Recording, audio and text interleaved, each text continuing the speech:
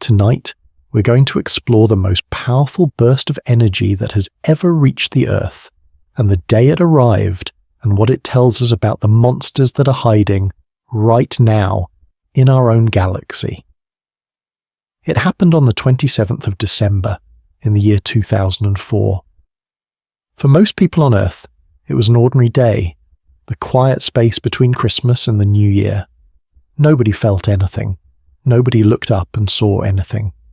And yet, in that moment, a wave of energy swept across the Earth that had travelled for tens of thousands of years to reach us, and when it arrived, it was, for a fraction of a second, the brightest thing in the sky beyond our own sun. Brighter than the full moon. A pulse of radiation so intense that it physically disturbed the upper atmosphere of our entire planet, ionizing the air, leaving a mark that instruments all around the world recorded. And it came from the far side of the galaxy, from an object so distant that its light takes tens of thousands of years to reach us, and still, across all that distance, it reached out and touched the Earth. The thing that produced it is one of the strangest and most violent objects in all of nature. It is a kind of dead star, the collapsed core of a sun that exploded long ago, crushed down into a ball of impossible density, smaller than a city, heavier than our sun. And wrapped around it is a magnetic field so strong that it is almost beyond comprehension, the most powerful magnetic field known to exist anywhere in the universe. Astronomers call these objects magnetars, and on that December day in 2004, one of them, on the far side of our galaxy, cracked. It suffered a kind of starquake, and in a single fifth of a second, it released more energy than our sun produces in 250,000 years. Tonight, we're going to fall toward that object, and understand it, and understand the day its light reached us. By the end of tonight, you're going to understand what a magnetar actually is, how a dead star can come to hold the strongest magnetic field in the universe, and why that magnetic field makes it one of the most dangerous objects in all of creation.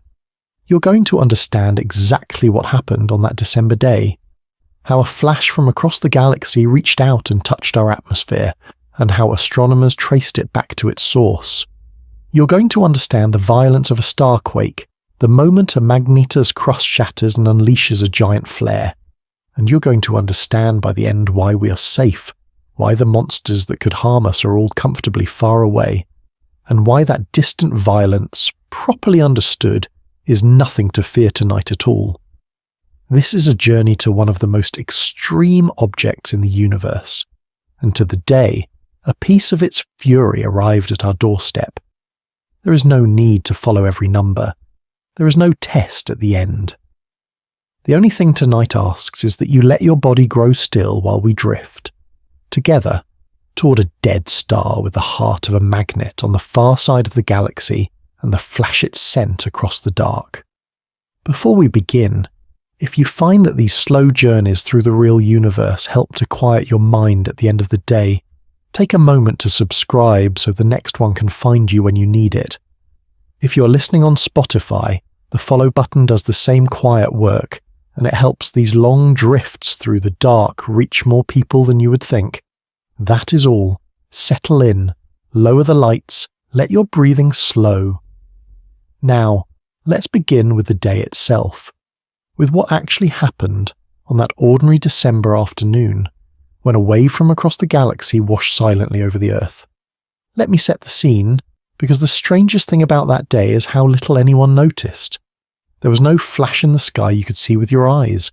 The energy arrived mostly as gamma rays and X-rays, the invisible high-energy light that our atmosphere thankfully blocks. So on the ground, nothing happened. No one was hurt. No one saw a thing. The birds did not stir. The day went on exactly as it would have anyway. And yet, far above, at the very edge of the atmosphere, and out in space where our satellites orbit, something extraordinary was unfolding, a tide of radiation so bright that it overwhelmed the instruments built to measure such things, sweeping across the Earth and onward into space, a pulse from a dead star that had been travelling toward us since before our species learned to farm. Let us pause in the middle of all these numbers and let the scale of what we are describing settle into something the body can hold, because the figures are so extreme that they can stop meaning anything, and that is a loss worth resisting. Start with the size. A magnetar is about 12 miles across. That is small enough to fit inside a single city. You could, in principle, drive from one side of a magnetar to the other in the time it takes to cross a modest town, if anything could survive the journey. And into that city-sized ball is packed more mass than our entire sun, a star nearly 1,000,000 miles across, crushed down into something you could lose inside a metropolitan area. Hold those two facts together. The mass of the sun, the size of a city. That is the compression we're talking about, and it is almost impossible to feel. Now the distance. The magnetar that flared in 2004 was tens of thousands of light years away. Light, the fastest thing in the universe, travels about 6 trillion miles in a single year. The flash that reached us had been travelling at that speed, 6 trillion miles every year, for tens of thousands of years before it arrived. When that flash left the magnetar, the last ice age was underway on Earth. Mammoths walked the northern plains. Human beings had not yet invented agriculture, or writing, or cities. The flash crossed the galaxy for all that time, all those tens of thousands of years, while our entire civilization rose from nothing and arrived at last in December of 2004 to brush against our atmosphere for 1/5 of a second and pass on. And the energy, in that 1/5 of a second, the flare released as much energy as the sun produces in about 250,000 years. Try to hold that. The sun pours out an enormous amount of energy every single second, enough to power all of life on Earth and far more. Take all of that, every second of it, for 250,000 years and compress it into 1/5 of a single second. That is what the magnetar did. The sun, to match it, would need to shine steadily for longer than our species has existed many times over, and the magnetar did it in less time than it takes to blink. Pattern interrupt. Let me try to bring all three together into one image, because together they are staggering. A dead star the size of a city, holding the mass of the sun, on the far side of the galaxy, tens of thousands of light years away, cracked its crust, and in 1/5 of a second released 250,000 years of sunlight, and that flash crossed the entire width of the Milky Way, travelling since before human civilization existed, to arrive at the Earth and gently disturb the air above our heads for an instant. Every part of that sentence is true, and every part of it is almost beyond comprehension. This is not a story. This is a measured event, recorded by our instruments on an ordinary day after Christmas. No one expects to hold the mass of the sun, the size of a city, the distance of half a galaxy, and the energy of 250,000 years of sunlight, all in a single object and a single event. But that is what a magnetar giant flare is. No one predicts that a flash could travel since the last ice age to brush against us for 1/5 of a second, and absolutely no one anticipates how the most extreme numbers in all of astronomy come together, here, in one dead star on the far side of the galaxy, and one quiet day when its light arrived.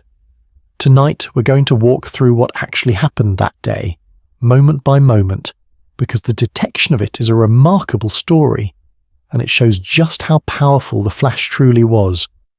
All around the Earth and out in space, there is a quiet fleet of instruments whose job is to watch for bursts of high-energy radiation. Some of them are dedicated space telescopes, designed to catch gamma rays from the distant universe. Others are instruments aboard spacecraft sent to study the Sun or other planets that happen to be sensitive to such bursts. On any ordinary day, these instruments record the faint, steady trickle of high-energy light from across the cosmos, the occasional distant flare, the background hum of a violent universe. They are built to be sensitive, to catch the faint and the far, and on the 27th of December, 2004, They were all at once overwhelmed. The flash arrived, and instrument after instrument, spacecraft after spacecraft was flooded, saturated, blinded by the sheer intensity of it. Detectors that were designed to measure faint distant bursts suddenly found themselves staring into something millions of times brighter than anything they were built for. The radiation poured in faster than the instruments could count it. Spacecraft scattered across the solar system, facing in different directions, all registered the same overwhelming pulse, at very slightly different times, depending on where they were and how far the light had to travel to reach each one. It was as though the entire inner solar system had been lit up for a fraction of a second by a single blinding flash.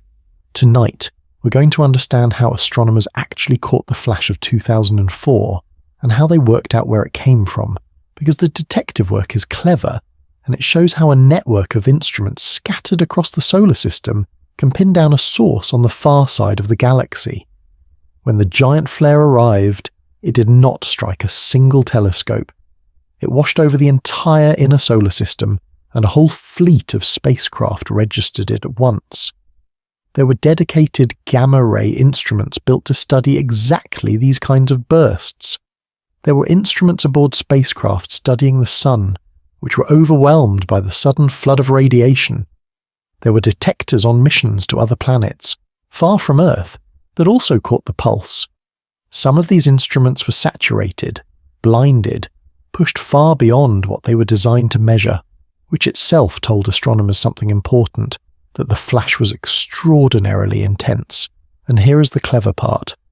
Because these spacecraft were spread across the solar system, in different directions and at different distances from the source, the flash did not reach all of them at exactly the same moment. The light travelling at its fixed speed arrived at spacecraft on one side of the solar system slightly before it reached one on the other side, the difference amounting to seconds depending on the geometry. By comparing the precise arrival times at different, widely separated spacecraft, astronomers could triangulate the direction the flash had come from, the same way you might locate a distant lightning strike by comparing when its thunder reaches different listeners. This technique, using a network of spacecraft as a kind of solar system-sized direction finder, is a well-established way of locating bursts of high-energy radiation, and it pointed back unambiguously to a particular spot in the southern sky. When astronomers looked at that spot, they found a known object, a magnetar catalogued years before, called by its designation, sitting in a crowded region near the centre of our galaxy, on the far side, tens of thousands of light-years away. It was already known to be a soft gamma repeater, a kind of magnetar that occasionally emits smaller bursts of gamma rays. But on that December day, it had done something far beyond its usual flickers. It had produced a giant flare, a once-in-decades event, the most powerful yet recorded, and the network of watching spacecraft had caught it and traced it home. There is something I find quietly wonderful about this, the way we came to know what happened. No human being saw the flash. No telescope on the ground could have caught it, because our atmosphere blocks the gamma rays, which is exactly why they are harmless to us. It was only because we had, by then, scattered a fleet of sensitive instruments across the solar system, watching the high-energy sky day and night, that the event was recorded at all. We caught the most powerful flash ever to reach the Earth, not with our eyes, but with a web of robotic sentinels spread across the dark, comparing notes, triangulating a monster on the far side of the galaxy from the faint difference in when its light arrived. No one expects to locate an object on the far side of the galaxy by comparing the arrival times of a flash at different spacecraft, but that is exactly how it was done. No one predicts that the most powerful event ever to reach the Earth would be caught not by a single great telescope, but by a scattered fleet of instruments, many of them built for entirely different purposes. And absolutely no one anticipates how much we can learn from so brief an event, the direction, the distance, the source, all wrung from a fifth of a second of radiation by a network of patient machines watching the sky we cannot see. And here is the detail that brings home just how powerful it was. The flash was bright enough to affect the Earth itself. High in our atmosphere lies a layer called the ionosphere, a region where the thin air is charged by radiation from the sun, and which plays a role in how radio waves travel around the planet. The ionosphere responds to the sun, brightening by day, fading by night, a steady rhythm tied to our own star. But on that December day, in the middle of the night for part of the world, the ionosphere suddenly shifted, disturbed, ionized, as though a burst of sunlight had struck it, when no such sunlight could have. Instruments that monitor the ionosphere recorded the disturbance. For a moment, a dead star on the far side of the galaxy had reached across tens of thousands of light years and lit up the upper air of our planet, the way the sun does, briefly, silently, from impossibly far away. Before we get started on the wider story, let us dwell a little longer on what it means that the flash affected our atmosphere, because it is the single most striking fact of the whole event, and it deserves to be understood properly, not just stated. High above your head, far above the clouds and the weather, beyond where airplanes fly, there is a layer of the atmosphere called the ionosphere. It begins around 50 miles up and extends for hundreds of miles above that into the edge of space. Up there, the air is incredibly thin, but it is special because it is de-electrically charged.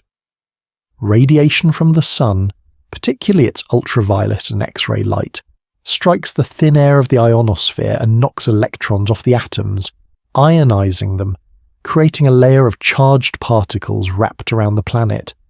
This layer is not just a curiosity, it reflects radio waves, which is how, before satellites, radio signals could be bounced around the curve of the Earth to reach distant places.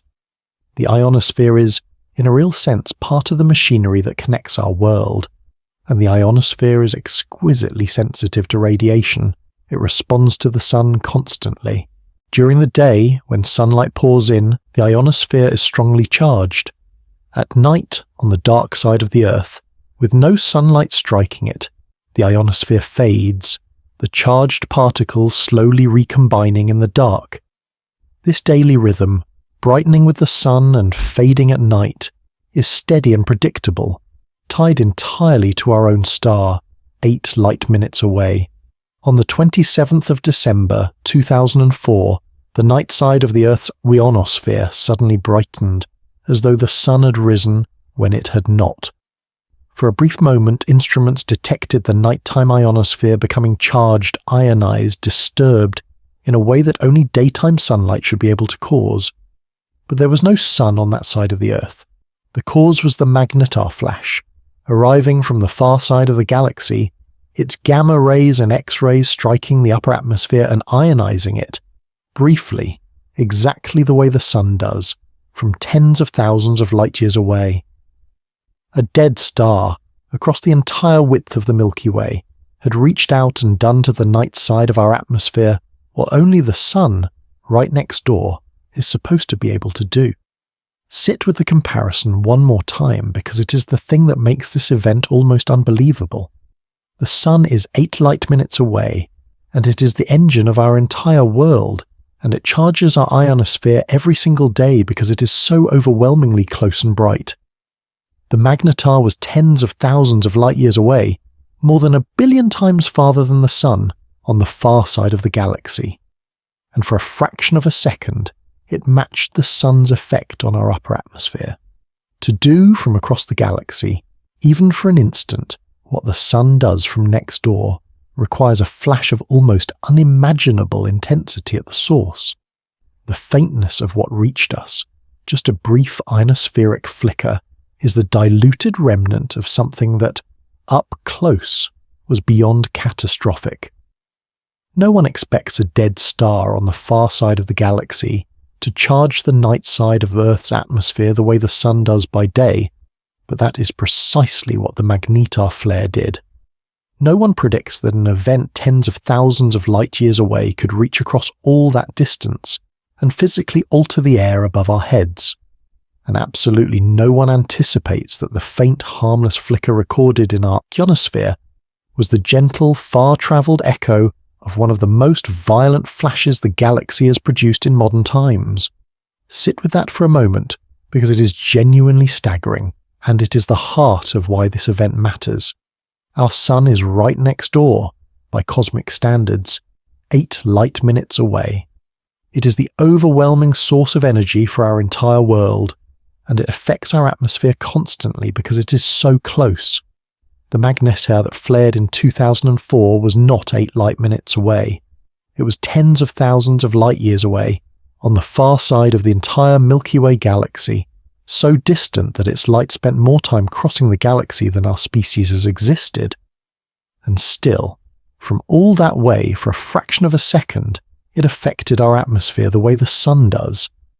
That is how violent the flash was. To do from the far side of the galaxy what the sun does from next door, even for an instant, is a level of power that is very hard to hold in the mind. No one expects a single object, tens of thousands of light years away, to reach across the entire galaxy and physically disturb the atmosphere of the Earth. But that is exactly what happened. No one predicts that the quiet days after Christmas would contain the brightest extrasolar event ever recorded, passing silently over a world that never noticed. And absolutely no one anticipates the strange intimacy of it, that a dead star on the far rim of the galaxy could, for a fifth of a second, touch the air above our heads, leave its mark on our instruments, and then fade, having travelled all that way only to brush against us for an instant and pass on. Pattern interrupt. Let us return one more time to the human side of that December day, because behind the data and the numbers were people, astronomers, who suddenly found their instruments screaming and who had to work out what had just happened. Imagine being one of them.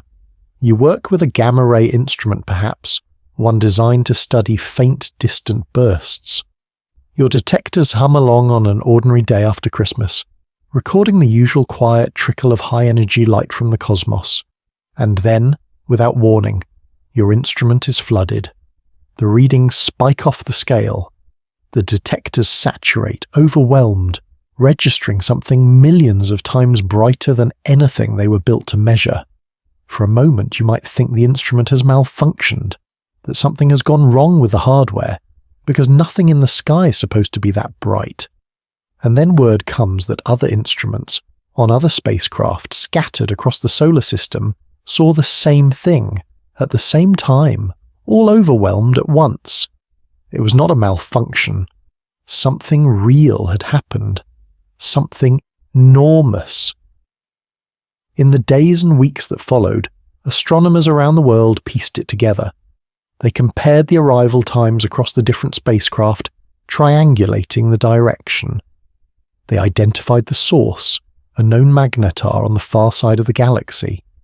They worked out the energy and realized, with a kind of awe, that they had recorded the most powerful burst of energy ever detected reaching the Earth, the brightest extrasolar event in the history of observation. They examined the data on the ionosphere and found that the flash had physically disturbed our atmosphere. They studied the fading tail and found the ringing of the neutron star. Piece by piece, a picture assembled of a giant flare from a magnetar, a once-in-decades event, caught by a fleet of watching instruments and decoded by people working carefully, excitedly, in the days after the new year. There is something I find moving in that, the human dimension of it. The universe produced one of its rare giant flares on the far side of the galaxy tens of thousands of years ago, and the flash travelled all that way and arrived at the Earth on a quiet December day, and a scattered community of scientists watching the high-energy sky with their robotic instruments caught it and recognized it and understood it.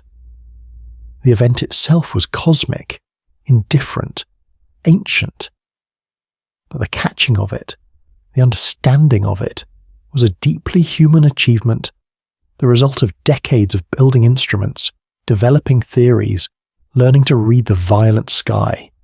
The magnetar did not know we were watching, but we were, and we caught its rarest moment and made sense of it. And that, in a way, is the quiet triumph at the heart of tonight. Not just that a magnetar flared, but that we were there to see it, that we had built the eyes to catch it, the minds to understand it, the patience to piece it together.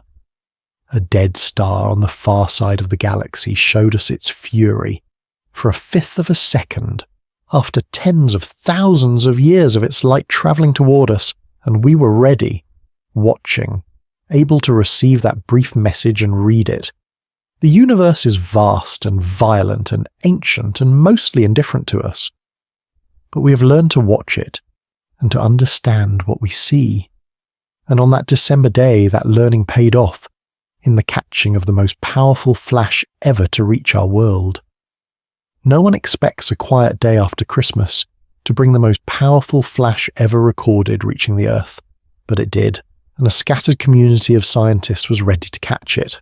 No one predicts that a cosmic event tens of thousands of years old would be understood in detail in the weeks after it finally arrived.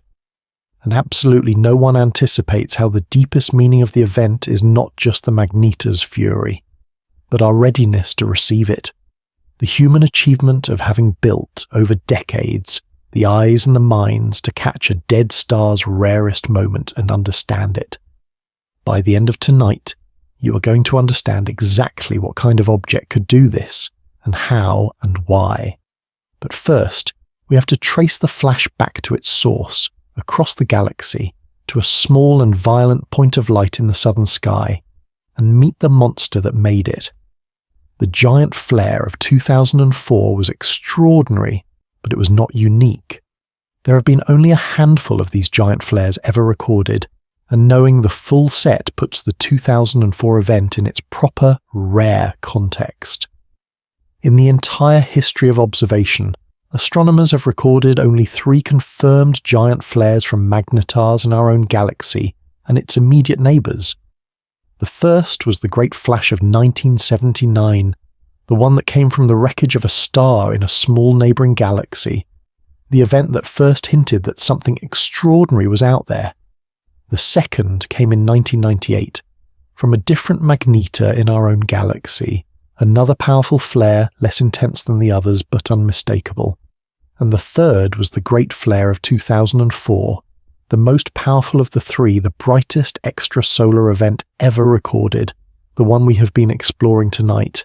3 giant flares across decades of watching the sky. That is how rare these events are. Each of the 3 was produced by a different magnetar, which tells us something important. Giant flares are not the routine behaviour of these objects. They are exceptional even for magnetars. A magnetar produces many smaller bursts over its life, frequent flickers of gamma rays and X-rays, the ordinary restlessness of an object wound so tight. But a giant flare, a full release of a large fraction of the field's energy in a single instant, is a once-in-a-long-while event for any individual magnetar, perhaps happening only once in many decades or centuries for a given star. With only a few dozen magnetars in the galaxy, and each one producing a giant flare only rarely, we should expect to see one only every so often. 3 in the span of modern observation is about what the rarity predicts. And there is a reason astronomers care so much about catching each one. Because giant flares are so rare, each is a precious opportunity to study the most extreme behaviour of these extreme objects, to test our theories of how the field stores and releases energy, how the crust cracks, how the flash propagates. The 2004 event, being the brightest, was especially valuable, observed by many instruments, studied in enormous detail, a single fifth of a second that has filled scientific papers ever since. We may wait years or decades for the next one. So when a giant flare comes, the whole field turns its attention to it, wringing every drop of understanding from those few rare moments when a magnetar shows us its full fury. There is also a frontier here, because some of the brief, bright flashes we detect from distant galaxies, events we might otherwise classify as faint gamma-ray bursts, may in fact be giant flares from magnetars in those galaxies, seen from much farther away. If a magnetar in a distant galaxy produced a giant flare like the one in 2004, it would appear to us as a brief bright flash, easy to mistake for a different kind of event. Astronomers now suspect that some of the short flashes we see from across the universe are giant flares from distant magnetars, which would mean these events are happening throughout the cosmos and we're only just learning to recognize them. The three we have caught up close may be the nearest examples of something that flickers, rarely, across the whole universe. No one expects that in all of modern observation, only 3 giant flares would ever be recorded, but that is how rare these events are. No one predicts that each would come from a different magnetar, exceptional events even for these exceptional objects. And absolutely no one anticipates that some of the brief flashes we see from distant galaxies may be giant flares too, the same rare fury we caught up close in 2004, flickering across the universe, only now being recognized for what it is. To understand the source, we have to understand one of the strangest objects in all of nature, the neutron star, and then the even stranger thing a neutron star can become. Start with how a star dies. A massive star, far larger than our sun, spends its life burning, fusing light elements into heavier ones in its core, the outward push of that energy balancing the relentless inward pull of its own gravity. But this cannot last forever. Eventually the star runs out of fuel, the fusion falters, and for a fraction of a second there is nothing to hold the star up against its own weight. The core collapses. In an instant, a ball of material larger than our sun falls inward, crushed by gravity faster and faster until it slams into itself with unimaginable force, and the star tears itself apart in a supernova, one of the brightest explosions in the universe. But the explosion is only the outer story. At the very center, something is left behind, the collapsed core, and that core is a neutron star. Tonight, we're going to slow down on the neutron star itself, because before you can really feel what a magnetar is, you have to feel what an ordinary neutron star already is, and it is one of the most extreme objects in all of nature. Picture taking our sun, a ball of glowing gas nearly 1 million miles across, and crushing it down until it is only about 12 miles wide. Not the size of a planet, not the size of the moon, the size of a city. You could drive across a neutron star if you could survive it in the time it takes to cross a modest town. And all the mass of the sun, more than 300,000 times the mass of the Earth, is packed into that tiny ball. The density that results is almost impossible to describe. It is the density of an atomic nucleus, the tiny core at the heart of every atom, spread across an entire star. Matter does not normally exist this way. Inside a neutron star, the rules of ordinary matter break down entirely. The numbers are the kind that make the mind go quiet. A single teaspoon of neutron star material would weigh about 1 billion tons, not 1 billion pounds, 1 billion tons. 1 spoonful would outweigh every car, truck and ship humanity has ever built, combined many times over. A piece the size of a sugar cube would weigh as much as a mountain. If you could somehow bring a thimbleful of it to the Earth, it would punch straight through the planet, falling toward the center, oscillating back and forth, because nothing in the ordinary world could hold it up. It is matter compressed to the very brink of what physics permits before it would collapse entirely into a black hole, and a neutron star spins. When the core of a dying star collapses, it spins faster and faster, the same way a figure skater spins faster as they pull their arms in. By the time the collapse is complete, a neutron star can be spinning many times every second, some of them hundreds of times every second. A city-sized ball of nuclear matter swirling so fast that its surface moves at a sizable fraction of the speed of light. Many of them sweep beams of radiation around as they spin, like a lighthouse, and when those beams cross the Earth, we see regular pulses, which is why some neutron stars are called pulsars, A neutron star is not a quiet corpse. It is a furiously spinning, impossibly dense remnant, one of the most violent stable objects the universe can make. This is the canvas on which a magnetar is painted. Take this already extreme object, this city-sized ball of billion-ton per teaspoon matter, spinning many times a second, and then add to it the strongest magnetic field in the universe. That is a magnetar. It is a neutron star with one extra layer of extremity laid over an object that was already at the edge of what nature allows. When we say a magnetar is one of the most extreme things in the cosmos, we mean it sits at the extreme end of a class of objects that are themselves already almost beyond comprehension. No one expects an entire sun to be crushable down to the size of a city, but that is what a neutron star is. No one predicts that a single teaspoon of anything could weigh 1 billion tons. But that is the density of the matter at the heart of these dead stars, and absolutely no one anticipates that this already impossible object, the neutron star, is merely the starting point, the ordinary version, of which the magnetar is the rare and even more extreme. A neutron star is one of the densest things that can exist. When the core collapses, the matter is crushed so hard that the very atoms are broken down, the electrons and protons forced together into neutrons, packed shoulder to shoulder with no space between them. The density of an atomic nucleus spread across an entire star.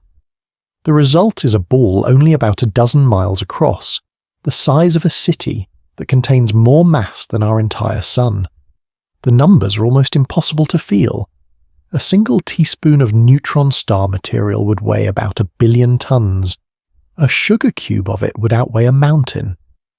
It is matter compressed to the very edge of what nature allows, a sun crushed down to the size of a town, so dense that its gravity bends the light around it and warps the space nearby.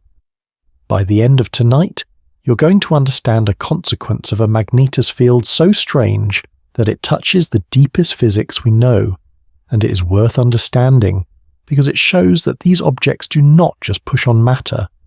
They reach down and disturb the fabric of empty space itself. We tend to think of empty space, the vacuum, as nothing. But modern physics tells us that the vacuum is not truly empty. It seethes at the smallest scales with a constant flicker of particles appearing and vanishing, a restless quantum activity that fills all of space. Normally, this churning is so subtle that it has no visible effect.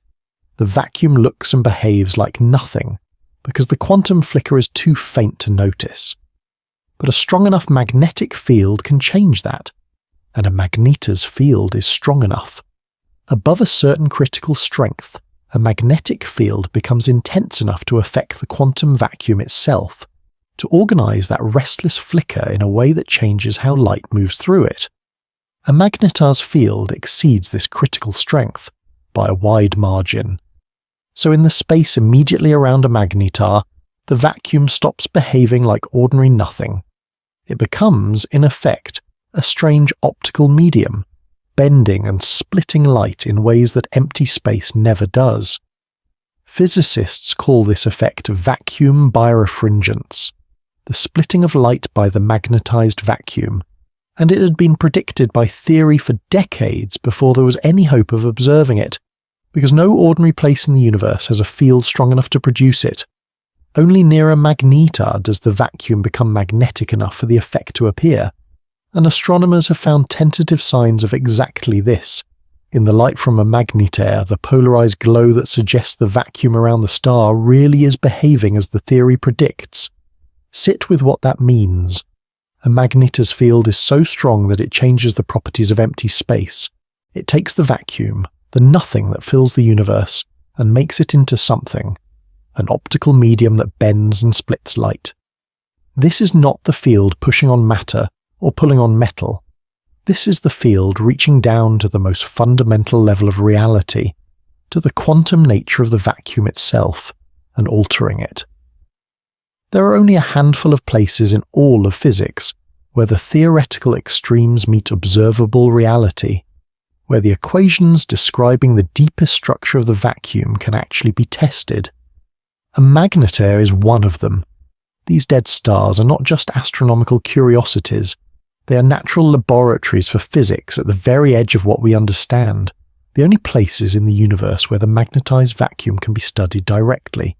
So the magnetar that flared in 2004 is more than a dangerous, distant monster.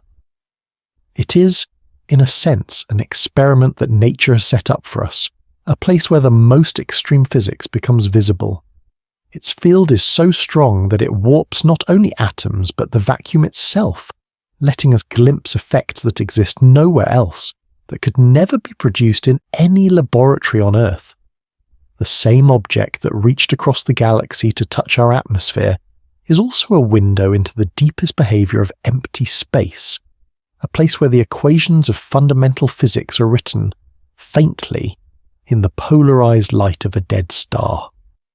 No one expects a magnetic field to be able to change the properties of empty space itself, but a magnetar's field is strong enough to do exactly that.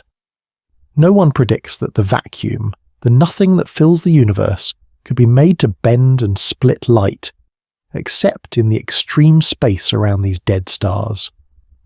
And absolutely no one anticipates that a magnetar is not only a distant danger, but a natural laboratory, the one place in the cosmos where the deepest physics of the vacuum becomes, faintly, observable.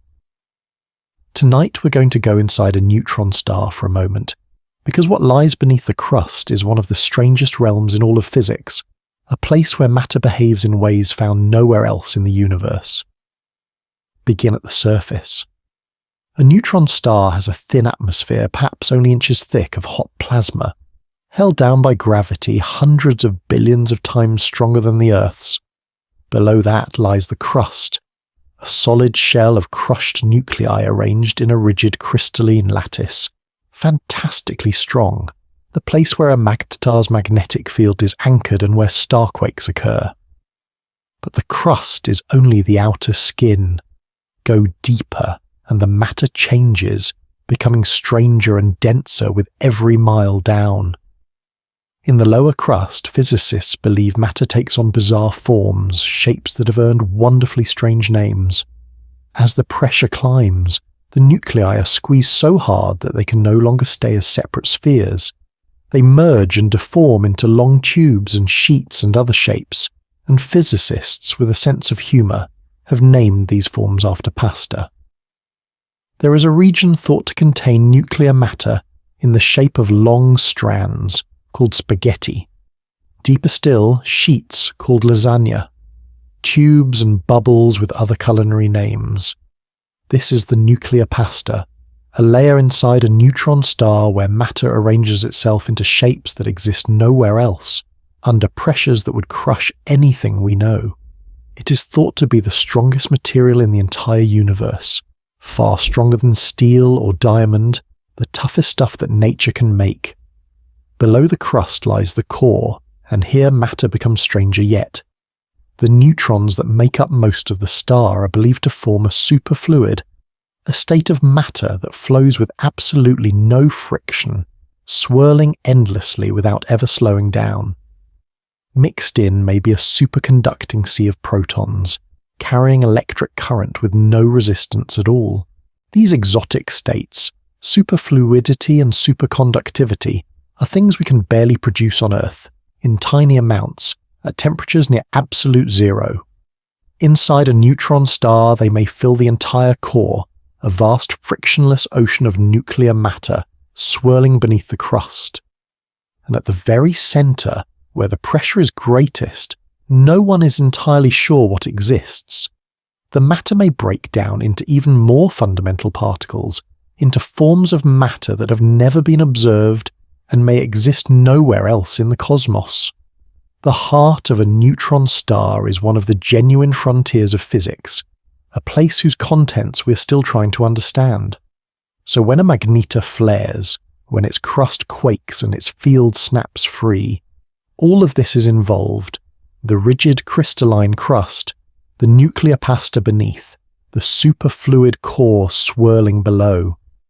The starquake is not just a crack in a surface, it is a disturbance in one of the most extreme and exotic objects that physics permits, a momentary rupture in a structure built of states of matter we can barely name.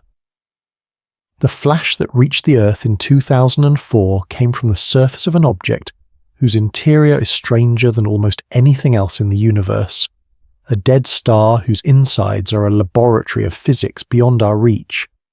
No one expects the inside of a dead star to contain matter shaped like pasta, or oceans of frictionless superfluid, or states of matter found nowhere else.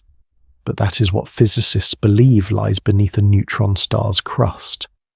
No one predicts that the strongest material in the universe would be a layer of crushed nuclear matter deep inside a city-sized corpse. And absolutely no one anticipates how the flash that touched our atmosphere came from the surface of an object whose interior remains, even now, one of the deepest unsolved mysteries in all of physics. That alone is one of the most extreme objects in the universe. But some neutron stars are stranger still, because when that core collapses, it does not only crush the matter, it also concentrates the star's magnetic field.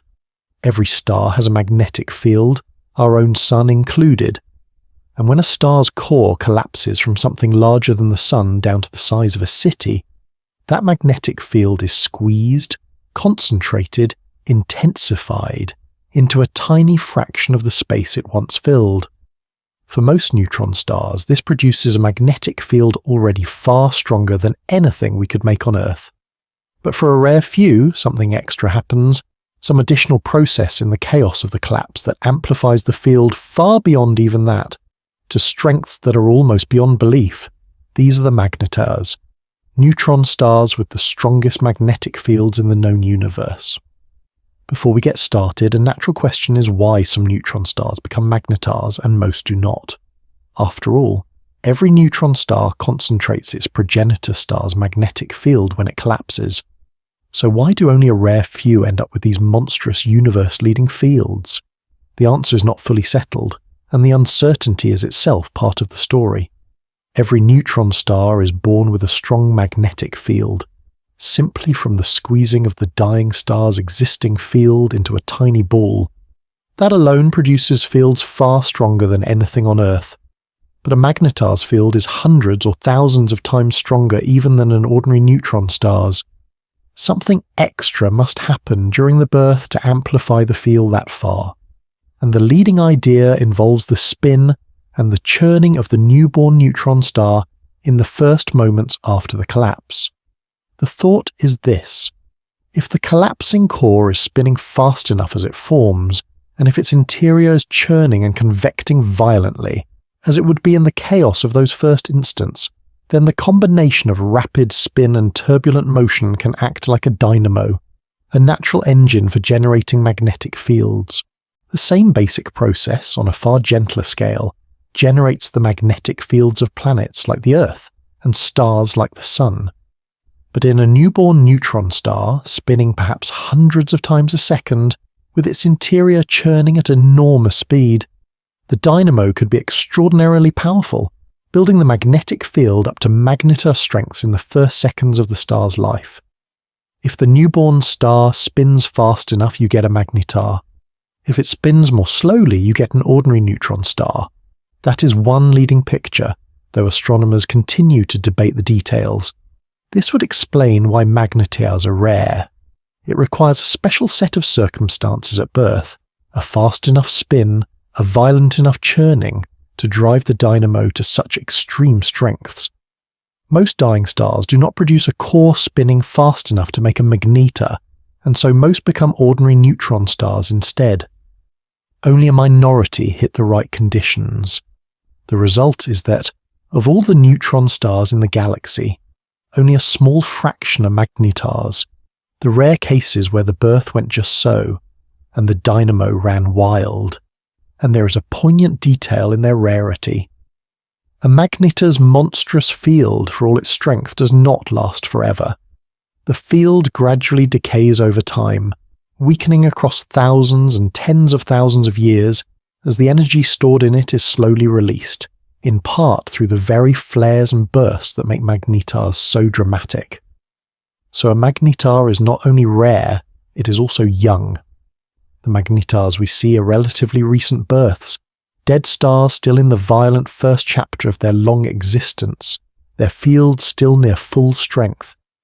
Given enough time, a magnetar's field fades, and it settles down into a quieter, more ordinary neutron star, its days of giant flares behind it.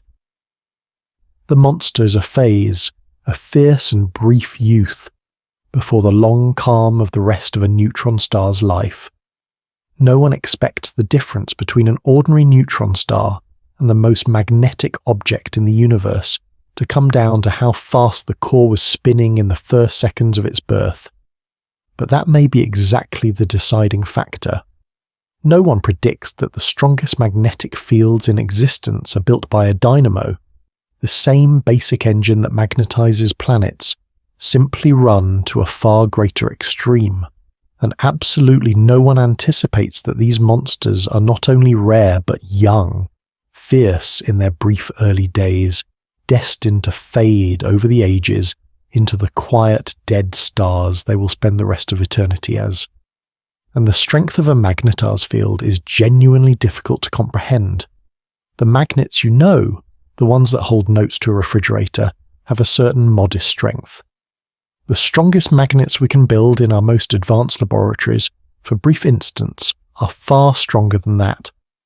A magnetar's field is stronger than our best laboratory magnets by a factor of trillions. It is so strong that it would be lethal to you from a great distance, not by pulling on you, but by distorting the very atoms of your body. Get close enough to a magnetar, and its field would warp the electron clouds of your atoms, stretching them out, disrupting the chemistry that holds you together, dissolving you not with heat or force, but simply by the impossible intensity of its magnetism. It is said that a magnetar's field could wipe the data from a credit card from halfway to the moon. The number is hard to verify, but the spirit of it is right. The field is so strong that it changes the rules of physics in the space around the star. Tonight, we're going to try to truly grasp the strength of a magnetar's magnetic field, because it is the single most important fact about these objects, and it is so far beyond ordinary experience that the numbers alone do not convey it. We have to build up to it. Start with something familiar, a refrigerator magnet. The kind that holds a photograph to a kitchen has a magnetic field of modest strength. The Earth itself has a magnetic field, the one that turns a compass needle, and it is far weaker even than the fridge magnet at close range, but it stretches across the whole planet. In our most advanced laboratories, using powerful electromagnets, we can briefly create fields tens of thousands of times stronger than a fridge magnet, strong enough to levitate small objects, even small living creatures, the strongest sustained magnetic fields humanity can produce. Those are, by earthly standards, ferociously strong. A magnetar's field is stronger than our best laboratory magnets by a factor of trillions. Not double, not 1,000 times, not 1,000,000 times. Trillions. It is so far beyond anything we can make or anything that exists naturally anywhere else that it is, by a wide margin, the strongest magnetic field known anywhere in the universe. And at that strength, magnetism stops being a gentle force that nudges compass needles and starts being something that reshapes reality. The field is so intense that it distorts the empty space around the star, changing the properties of the vacuum itself, bending the paths of light, altering the very structure of atoms. What would such a field do to you? Not pull you, the way a fridge magnet pulls a paperclip, something far stranger. Atoms are held together by the dance of their electrons around their nuclei, and that dance depends on the ordinary balance of forces. A magnetar's field is strong enough to overwhelm that balance. Get close enough, within a few hundred miles of the star, and the field would squeeze the electron clouds of your atoms into thin needles, distorting every atom in your body, breaking the chemistry that holds you together. You would not be crushed or burned. You would be dissolved, atom by atom, by magnetism alone, the very molecules of you pulled out of shape by a force that, on Earth, only ever moves small metal objects gently across a table. It is a way to die that exists nowhere in human experience, because nothing in human experience is remotely this magnetic. There is a vivid way this is sometimes put, that a magnetar's field is strong enough to wipe the magnetic strip on a credit card from halfway to the moon, or to pull the keys out of your pocket from a great distance. The exact figures are hard to pin down, and these are illustrations more than precise measurements, but they capture the right feeling. The field is so strong that its effects would reach across distances that, for any earthly magnet, are utterly absurd. A magnetar is not a star with a strong magnet.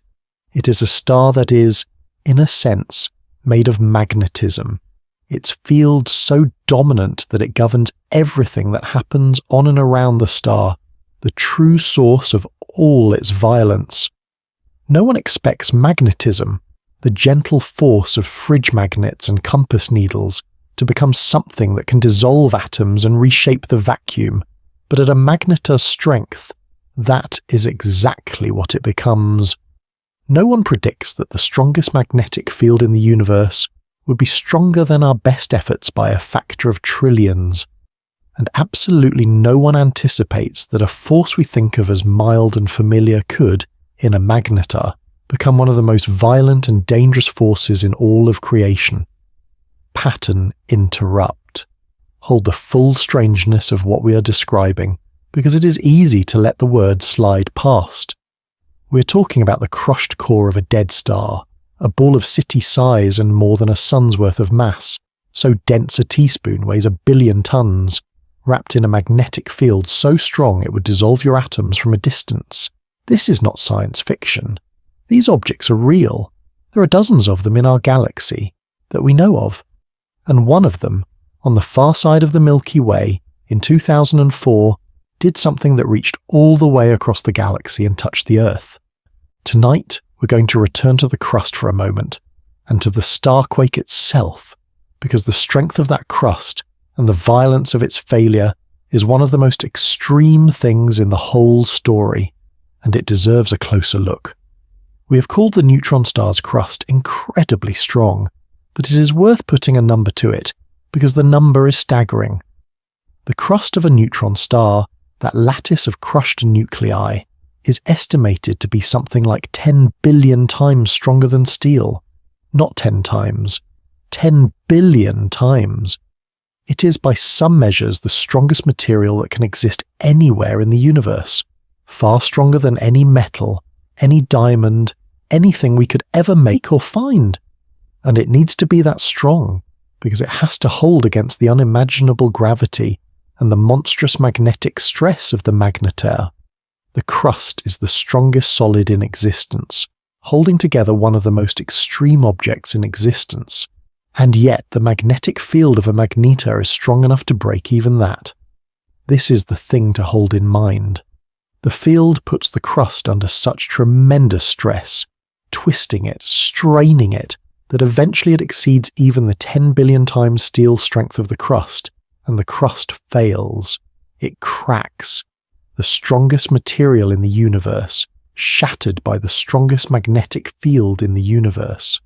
That is the starquake, and it is why the energy released is so vast. The crust held against forces beyond all comprehension, for years, building strain until the strain exceeded even its impossible strength, and it gave way all at once, releasing everything it had been holding. Because the crust is so strong, the quakes can be relatively small in displacement but enormous in energy. A neutron star starquake might shift the crust by no more than a fraction of an inch, a tiny movement by any ordinary measure. But because the crust is 10 billion times stronger than steel, because the forces involved are so extreme, that fraction of an inch releases energy that no earthquake on Earth could ever match. The displacement is tiny, the energy is colossal. The strength of the crust concentrates the violence, storing enormous energy in a structure so rigid that when it finally cracks, even a small shift unleashes a flash that crosses the galaxy. It is the strength itself that makes the quake so powerful, the rigidity that lets so much strain build before the sudden, catastrophic release. There is a vivid image astronomers sometimes use that the surface of a neutron star, despite this incredible strength, can have tiny mountains, irregularities, bumps perhaps no more than a fraction of an inch high, held up by the rigidity of the crust against the crushing gravity. On a neutron star, a mountain a fraction of an inch tall is significant, a feature in a surface that gravity tries relentlessly to smooth flat. The crust is strong enough to hold up these tiny mountains, and strong enough to store the strain that drives the giant flares, and yet, ultimately, not strong enough to resist the field forever. Even the strongest material in the universe eventually yields to the strongest field in the universe, and when it does, the galaxy lights up. No one expects the strongest material in the universe to be the crust of a dead star, 10 billion times stronger than steel, but that is what holds a magnetar together. No one predicts that even that impossible strength could be shattered by the still greater force of the magnetar's field, and absolutely no one anticipates how a crack of merely a fraction of an inch in the strongest material that exists could release a flash powerful enough to cross the entire galaxy and touch the Earth. There is a detail about magnetars that, at first, seems to contradict everything we have said about neutron stars, and resolving it reveals something important about how these objects work. It is about their spin. We said that neutron stars spin fast, many times a second, some of them hundreds of times a second, whirling remnants of collapsed cores, and that is true of most neutron stars. But magnetars, strangely, spin slowly. A typical magnetar rotates only once every few seconds, sometimes once every 10 seconds or more. Compared to the rapid pulsars spinning hundreds of times a second, the magnetars are sluggish, turning lazily, a full rotation taking longer than a deep breath. For an object born spinning fast, this is a puzzle. Why are magnetars so slow? The answer is their magnetic field, and it reveals how that field shapes everything about them. A spinning magnetar with its monstrous field acts like an enormous electromagnetic brake on itself. The powerful field interacts with the surroundings, dragging on the star, carrying away its rotational energy, slowing it down. And because a magnetar's field is so extraordinarily strong, this braking is extraordinarily powerful. A magnetar slows its spin far faster than an ordinary neutron star, bleeding away its rotation in mere thousands of years. So a magnetar born spinning rapidly is braked, hard, by its own field, until it is turning only once every few seconds, a slow rotation that is itself a sign of the immense field doing the braking. The slowness is not a contradiction. It is evidence. A magnetar spins slowly precisely because its field is so strong that it has braked itself nearly to a crawl, and this connects to where a magnetar's energy comes from, which is itself unusual. An ordinary pulsar is powered by its spin, the rotational energy gradually converted into the beams of radiation we detect. But a magnetar's slow spin does not carry enough energy to power its dramatic bursts and its bright X-ray glow. The spin is not the engine. The engine is the magnetic field itself. A magnetar shines, and flares, and bursts by drawing on the colossal energy stored in its field, the energy slowly released as the field decays, as the crust quakes, as the field lines snap and rearrange. This is what makes a magnetar a magnetar.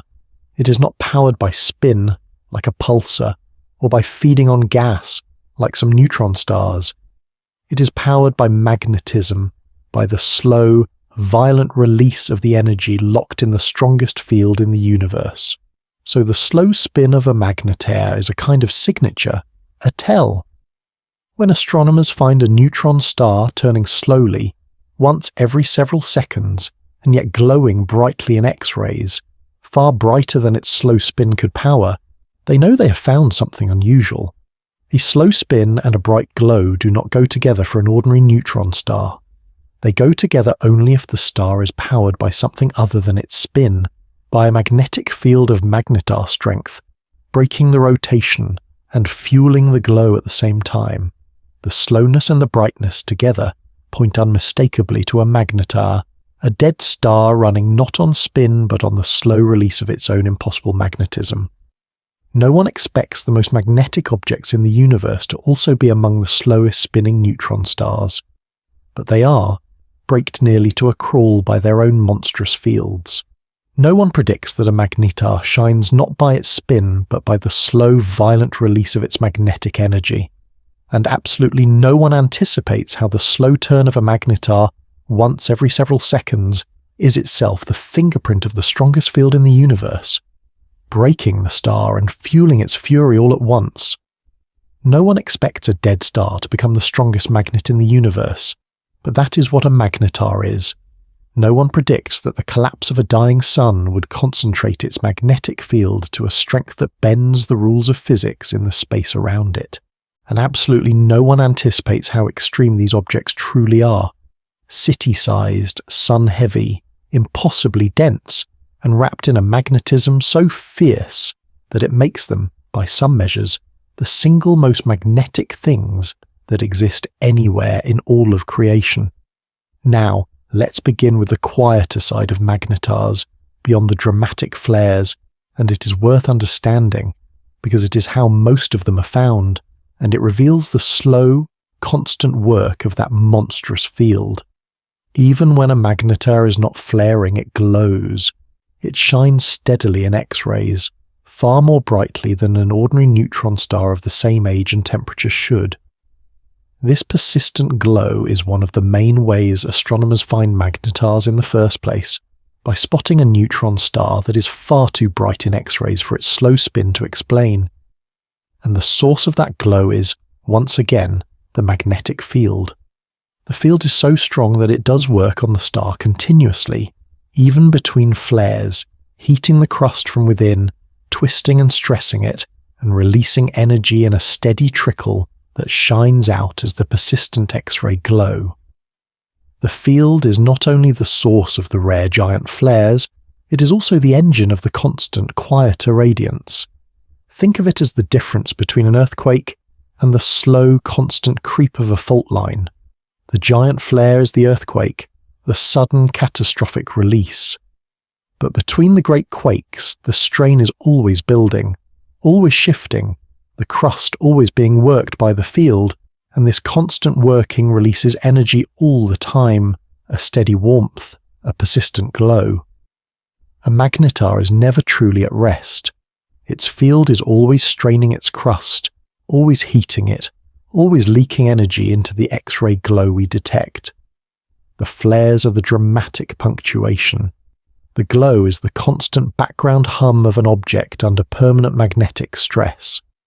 This constant activity is also why magnetars are, in a sense, dying objects in a way ordinary neutron stars are not. An ordinary neutron star simply cools over time, fading slowly as it radiates away the heat of its birth, otherwise quiet and stable for billions of years. But a magnetar is actively burning through its magnetic energy, releasing it in flares and in the steady glow, depleting the very field that defines it. Over thousands and tens of thousands of years, this drains the field, weakens it, until the magnetar is no longer a magnetar, its field decayed to ordinary strength, its flares and bright glow finished, settling at last into the long quiet of an ordinary cooling neutron star.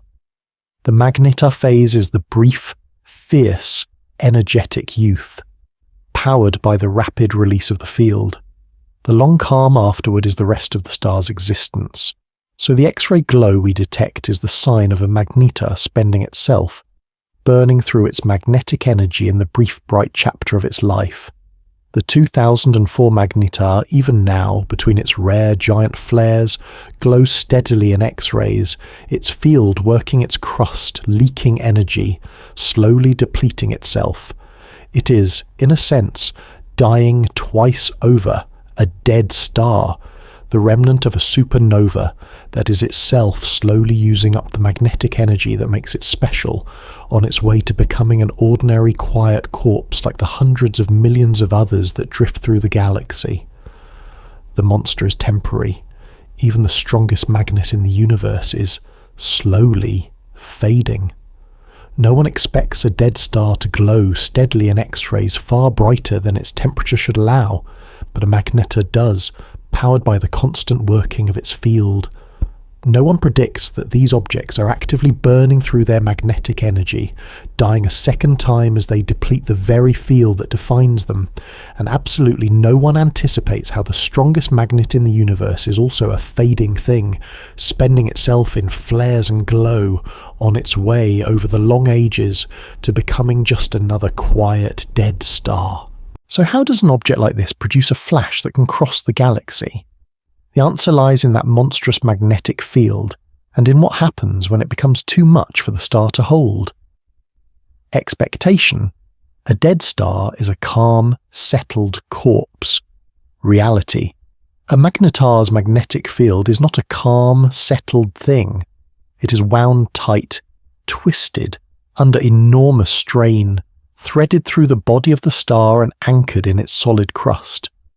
Because here is something surprising about a neutron star. Despite being the crushed remnant of an explosion, despite its impossible density, a neutron star has a crust, a solid outer shell, made of crushed nuclei packed into a rigid lattice, and that crust is fantastically strong, far stronger than any steel. The magnetic field is locked into this crust, its field lines anchored in the solid surface. And as the field shifts and evolves over time, it puts the crust under tremendous stress, pulling on it, twisting it, straining it more and more. The crust resists because it is so strong. It holds and holds and holds, the stress building all the while, like a fault line on the Earth slowly loading with strain. But there is a limit. Eventually the stress becomes too great even for that incredibly strong crust to bear, and the crust fails. It cracks, it shifts, it shatters in what astronomers call a starquake. An earthquake on the Earth releases the strain that is built up in our planet's rocks. A starquake releases the strain that is built up in a neutron star's crust. But because that crust is so strong, and the forces involved are so extreme, the energy released is on a scale that no earthquake could ever approach. And when the crust quakes, it disturbs the magnetic field anchored in it. The field lines, suddenly shifted, snap and reconnect, releasing in an instant an enormous portion of the colossal energy stored in the magnetar's field. This is the giant flare. In a fraction of a second, the rearranging magnetic field unleashes a pulse of radiation so intense that, for that brief instant, the magnetar can outshine the combined light of every ordinary star in its galaxy. A single dead star for a fifth of a second, blazing brighter than hundreds of billions of suns. That is what happened on the far side of our galaxy in 2004, a starquake, a snapping of the field, a giant flare, and then the pulse, racing outward across the galaxy at the speed of light, carrying a piece of that fury toward a small blue world it would not reach for tens of thousands of years. Pattern interrupt. There is a detail in the data from the 2004 flare so beautiful that I have saved it for now, because it shows that the giant flare did not just release energy. It made the dead star ring, like a struck bell, and we heard it. When the giant flare erupted, the initial spike, the brightest moment, lasted only about a fifth of a second. But the flare did not simply switch off. It was followed by a fading tail, a glow that pulsed and faded over the following minutes as the disturbed magnetar settled back down. And when astronomers studied that fading tail in detail, they found something extraordinary hidden in it. The brightness was not just smoothly fading, it was flickering, oscillating at very specific regular frequencies, as though something on the star were vibrating and modulating the light as it shook. That is, in fact, exactly what was happening. The starquake, the cracking of the crust, had set the entire neutron star vibrating. Just as an earthquake makes the whole Earth ring with seismic waves, waves that travel through the planet and let us study its interior, the starquake made the whole magnetar ring with its own seismic vibrations, The star was oscillating, its crust and perhaps its interior shaking at specific frequencies determined by its structure, its size, its density, the strength of its field, and those vibrations modulated the radiation pouring off the star, imprinting their rhythm onto the fading light of the flare, so that the oscillations of the star itself were carried across the galaxy and recorded in our instruments. We detected the ringing of a neutron star tens of thousands of light years away, set off by a starquake in the dying glow of a giant flare. This is a field with a wonderful name, astroseismology, the study of the vibrations of stars, the same basic idea as studying earthquakes to learn the interior of the Earth, but applied to distant stars. By studying how the Earth rings after an earthquake, geologists have mapped the inside of our planet, its core, its mantle, its structure. And in principle, by studying how a neutron star rings after a starquake, astronomers can learn about the interior of the neutron star, its crust, its density, perhaps even the exotic matter deep inside, the nuclear pasta and the superfluid core. The vibrations carry information about the structure of the star written into their frequencies. The 2004 flare in its fading ringing tail gave us a rare chance to listen to the interior of a magnetar, to probe a dead star's structure through the music of its own quake. Sit with how remarkable that is. A dead star on the far side of the galaxy cracked its crust, and the crack set the whole star ringing, vibrating at frequencies determined by its deepest structure, and that ringing was carried, on the light of the flare, across tens of thousands of light years to be recorded in our instruments and decoded. We listened to a neutron star ring. We heard in a sense the seismic song of a magnetar, set off by a starquake, telling us, faintly, about the impossible matter deep inside it. It is one of the few ways we have to probe the interior of these objects, and it arrived unexpectedly, riding the fading light of the most powerful flash ever to reach the Earth. No one expects a starquake to make an entire neutron star ring like a struck bell, but that is exactly what the 2004 flare revealed. No one predicts that the vibrations of a dead star tens of thousands of light years away could be carried to us on the light of its flare and decoded. And absolutely no one anticipates that in the fading glow of the most powerful flash ever to reach the Earth, we would find the seismic song of a magnetar ringing with the news of its own impossible interior. Now, let's begin with a question. Where do magnetars come from? Not just how they form in the collapse, but what kind of star has to die to make one? The answer leads to some of the most massive and dramatic stars in the galaxy, and to a cluster of them that has become a kind of natural laboratory. Magnetars are born from the deaths of massive stars, the giants, far larger than our Sun, that end their lives in supernovae. But not every massive star produces a magnetar. The question of exactly which ones do and why is an active area of research, and the answer is not fully settled. It seems to depend on the mass of the star, its spin, perhaps whether it had a companion star, and the particular conditions of its core in the final moments before collapse. Somewhere in that mix of factors lies the recipe for a magnetar, the special circumstances that produce a fast-spinning, violently churning core that drives the dynamo to magnetar strength. There is a place that has taught us a great deal about this, a cluster of stars called Westerlund 1. It is one of the most massive young star clusters in our galaxy, a dense knot of hundreds of enormous, brilliant, short-lived stars, all born together a few million years ago. And within it sits a magnetar, one we can study in the context of the stars around it. Because all the stars in the cluster were born together, astronomers can work out the properties of the star that must have died to produce the magnetar. And what they found was surprising.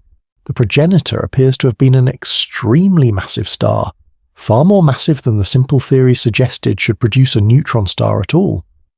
Such a massive star might have been expected to collapse all the way into a black hole, not stop at a neutron star. The fact that it produced a magnetar instead is a clue. a hint that the path to becoming a magnetar may involve special circumstances, perhaps a companion star that stripped away mass at a crucial moment, changing the fate of the core. This is part of why magnetars are so interesting to study. They sit at a crossroads of stellar death, at the boundary between the stars that become neutron stars and the stars that become black holes, in a regime where small differences in the dying star can lead to very different outcomes. Understanding which stars become magnetars and why helps us understand the whole process of how massive stars die and what they leave behind. The magnetar in Westerlund 1, with its surprisingly massive parent, is a single data point in that larger puzzle, a clue to the special conditions that produce the strongest magnets in the universe. And it deepens the sense of these objects as rare and special. A magnetar is not just any dead star, it is the product of a particular kind of massive star, dying in a particular way, under conditions that are still not fully understood, producing a remnant at the very edge of what nature allows. The 2004 magnetar, the one that flared and touched our atmosphere, came from such a death, the collapse of some great massive star long ago on the far side of the galaxy, in conditions just right to produce a magnetar rather than an ordinary neutron star or a black hole. Each magnetar is the rare outcome of a rare kind of stellar death. No one expects the strongest magnets in the universe to come from a still mysterious subset of massive stellar deaths, but that is the unsettled frontier of where magnetars come from. No one predicts that a magnetar's progenitor could be so massive it should have made a black hole, yet made a magnetar instead. And absolutely no one anticipates how these objects sit at the very crossroads of stellar death. Between the neutron stars and the black holes, the rare outcomes of rare deaths, each one a clue to how the greatest stars end. Let me give you the number, because it is the heart of why this event is so staggering. In that single fifth of a second, the giant flare released as much energy as our sun produces in about 250,000 years. Take everything the sun pours out, all its light and heat, across 250,000 years of steady burning, and compress it into 1/5 of 1 second. That is the power of a magnetar giant flare. The sun has been shining for over 4 billion years. This single flash, in a heartbeat, matched 250,000 years of that output. From a dead star the size of a city. It is one of the most concentrated releases of energy that nature is capable of producing. The giant flare of 2004 was not the first time a magnetar reached across space and touched our instruments. There is a history here, going back decades, and the story of how we came to understand these objects is worth telling, because it shows science slowly piecing together the existence of something it had not known was possible. The first hint came in 1979. On a March day that year, a wave of gamma rays washed over the solar system, overwhelming detectors on numerous spacecraft, much as the 2004 event would later do, though less powerfully. Astronomers traced it back using the same kind of timing comparison across spacecraft, and found that it came from the direction of a known supernova remnant, the wreckage of an exploded star, but this one in a small neighbouring galaxy, far outside our own. Something in that wreckage had produced an enormous flash of gamma rays. It was a mystery. Nothing in the understanding of the time fully explained how a single point source could produce such a burst. Over the following years, astronomers found more objects that produced repeating bursts of soft gamma rays, less violent than that first great flash, but recurring, flickering on and off. They named this class of objects soft gamma repeaters, and there was another class found in X-rays called anomalous X-ray pulsars, which behaved strangely and could not be easily explained by the ordinary physics of neutron stars. For a while these were separate puzzles, oddities that did not fit the established picture of how dead stars should behave. The breakthrough was an idea. In the early 1990s, 2 astrophysicists proposed that these strange objects could be explained if they were neutron stars with magnetic fields far stronger than anyone had thought possible, hundreds or thousands of times stronger than ordinary neutron stars. They coined the term magnetar for such an object. The idea was bold because it required magnetic fields stronger than anything known to exist, but it had the great virtue of explaining the puzzles all at once. The soft gamma repeaters, the anomalous X-ray pulsars, the great flash of 1979, all of them made sense if these were magnetars, dead stars powered not by spin or by accretion, but by the slow release of the colossal energy stored in their impossible magnetic fields. And over the following decades, the magnetar idea was confirmed again and again until it became the accepted explanation. The fields were measured indirectly and came out at magnetar strengths. The bursts and flares matched what magnetar theory predicted. And then, in 2004, came the giant flare, the most powerful yet, a textbook magnetar event on a scale that removed any lingering doubt. What had begun as a mysterious flash in 1979, an unexplained burst from the wreckage of a distant star, had become, by 2004, a well-understood, if still astonishing, kind of object. The monsters had been named and explained, and then one of them had announced itself with the most powerful flash ever recorded reaching the Earth. No one expects a mysterious flash from 1979 to be the first clue to an entirely new class of object, but that is how the story of magnetars began. No one predicts that a bold idea, requiring the strongest magnetic fields in the universe, would turn out to be exactly right, explaining a whole collection of separate puzzles at once. And absolutely no one anticipates how the giant flare of 2004 served as the dramatic confirmation of decades of careful work. The moment the theory of magnetars was written across our instruments in the brightest extrasolar flash we have ever caught. Expectation. The most violent events in the universe come from the largest objects, the giant stars, the great black holes, the things of enormous size. Reality.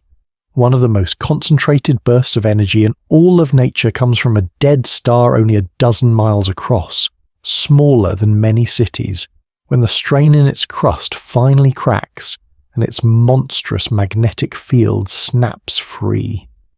The smallest of stars producing one of the largest of flashes. The power is not in the size, the power is in the field. Tonight we're going to do something different for a few minutes and simply imagine being there, near the magnetar, watching the giant flare unfold, because we have described it in numbers and it deserves at least once to be pictured as a place. Picture yourself drifting in space, at a safe and impossible distance watching the magnetar. It is small, a dark sphere barely a dozen miles across, and yet it would dominate everything around it. It spins several times a second, a city-sized ball whirling so fast that its surface is a blur of motion. It glows, not with the warm light of an ordinary star, but with a fierce X-ray heat, the surface scorching, the whole object radiating the energy slowly leaking from its decaying magnetic field.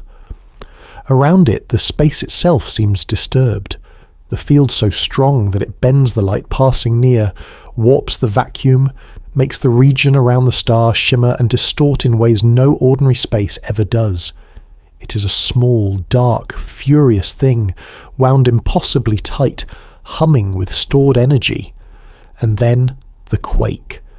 Deep in the crust, the strain that has been building for years finally exceeds what even that incredibly strong shell can hold. The crust cracks. It shifts perhaps by no more than a fraction of an inch.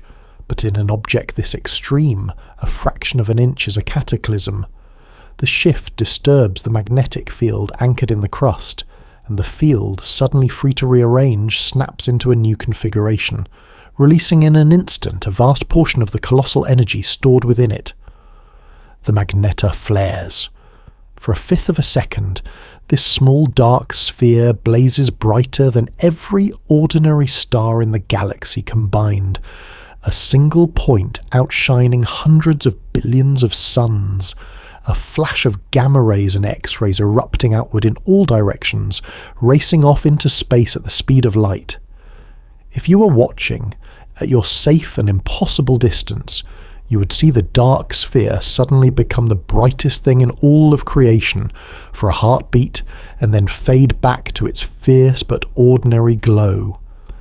The quake settled, the field rearranged, the moment passed, and the flash would already be racing away, outward in every direction, a sphere of radiation expanding at the speed of light, thinning as it spread, crossing the galaxy, brushing against worlds, one of which, tens of thousands of years later, would be a small blue planet whose upper atmosphere would flicker for an instant, as the far-travelled, much-diluted remnant of that brief brilliance washed over it.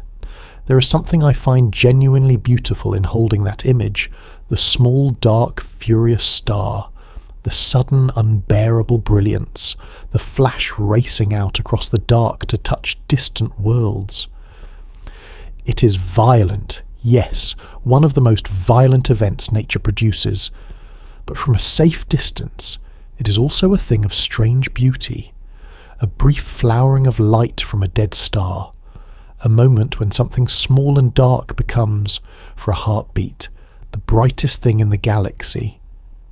And then quiet again, the star resuming its slow decay, building toward the next quake, the next flare, the next brilliant moment, far away, harming nothing, lighting the dark for an instant and then going dim. No one expects a dead star the size of a city to become, for a fifth of a second, the brightest thing in the entire galaxy, but that is what a magnetar does when it flares. No one predicts that a crack of a fraction of an inch in a star's crust could unleash a flash that crosses the whole galaxy, and absolutely no one anticipates how something so violent could also be, from a safe distance so strangely and quietly beautiful, a brief flowering of light from a dead star racing outward across the dark. No one expects a dead star the size of a city to be able to outshine an entire galaxy, even for a fifth of a second, but a magnetar giant flare does exactly that. No one predicts that the crust of a neutron star could store enough strain that its cracking would release 250,000 years of sunlight in a single instant. And absolutely no one anticipates that the source of one of the most powerful flashes ever to reach the Earth would be not a vast and distant explosion, but a small, dense, dead star, quietly building stress in its crust for years, until the moment it finally broke.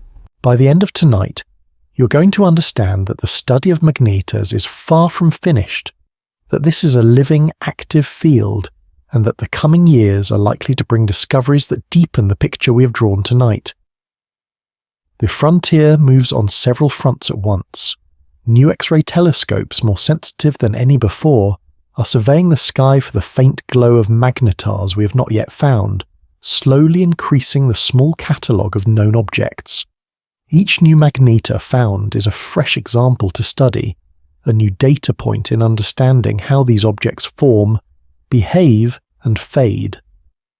Radio telescopes, having connected magnetars to the fast radio bursts, are watching for more such events, trying to understand exactly how a magnetar produces these brief radio flashes and whether all fast radio bursts come from magnetars or only some.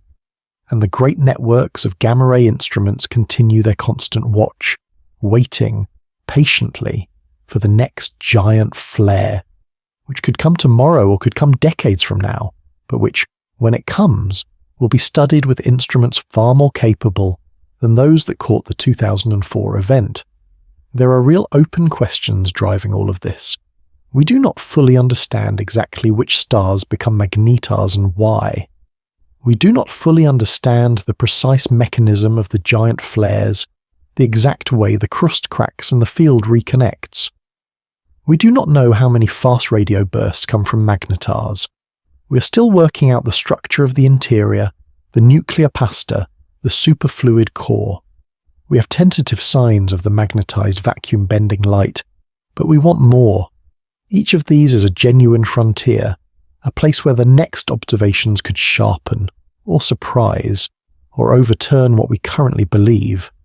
The magnetar that flared in 2004 answered some questions and opened others, as great discoveries always do. And there is a particular thing astronomers watch for, with a mix of scientific hope and the knowledge that it would be perfectly safe. The next giant flare. Somewhere in the galaxy, a magnetar is building strain in its crust, approaching the moment when it will crack and flare again. We cannot predict which one, or when. But when it happens, if it is caught, it will be observed in far greater detail than ever before by a generation of instruments built since 2004.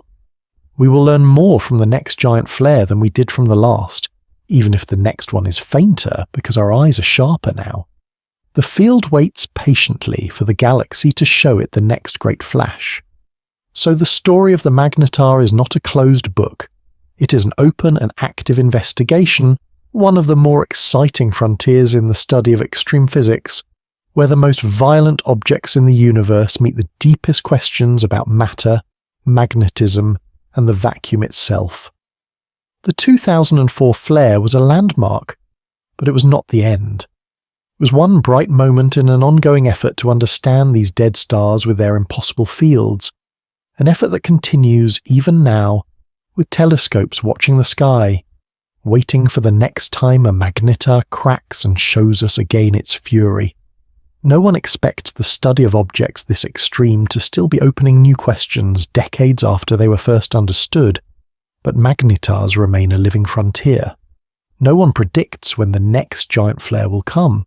Only that one will, somewhere in the galaxy, when a magnetar's crust finally cracks again. And absolutely no one anticipates how much more we will learn from that next flash than from the last. Our instruments sharper now, our questions deeper, waiting patiently for the galaxy to show us once more the fury of a dead star. Now we come to the question that the whole story has been circling. If a magnetar can do this from the far side of the galaxy, what would happen if one were close? How dangerous are these objects really? Let us be honest about the distances first, because they are what kept us safe. The magnetar that flared in 2004 was tens of thousands of light years away, on the far side of the Milky Way. At that distance, the flash that reached us for all its power was a gentle thing.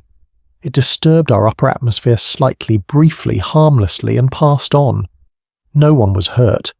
Nothing on the ground was affected. The energy had spread out across an enormous sphere of space by the time it reached us, diluted by all those tens of thousands of light years, until what arrived was just a faint, brief ripple. Distance is the great protector. Spread over enough space, even the most violent flash becomes a whisper. It is worth understanding exactly why the flash was harmless to us, because the answer is the thin shell of air above our heads, and it is the same shield that protects us from the sun every single day. The radiation from the magnetar arrived almost entirely as gamma rays and X-rays. These are forms of light, like the visible light we see by, but with far higher energy, far more dangerous to living tissue. Gamma rays and X-rays can damage the molecules of life, break apart the delicate chemistry of cells, cause the kind of harm we associate with radiation. If they reach the surface of the Earth in any quantity, they would be a serious threat. But they do not reach the surface. Our atmosphere stops them, high up, long before they can do any harm. This is one of the quiet miracles of our world, and we rarely think about it. The atmosphere is not just air to breathe, it is a shield. The sun itself produces large amounts of ultraviolet light and X-rays, enough to sterilize the surface of the Earth if they reached it. But the upper atmosphere absorbs them, soaking up the dangerous high-energy light in its outer layers, so that only the gentler, safer light reaches the ground. The ozone layer blocks much of the ultraviolet. The upper air absorbs the X-rays and gamma rays. By the time sunlight reaches your skin, the most dangerous parts have been filtered out, absorbed high above, leaving only the warm, safe light we live by.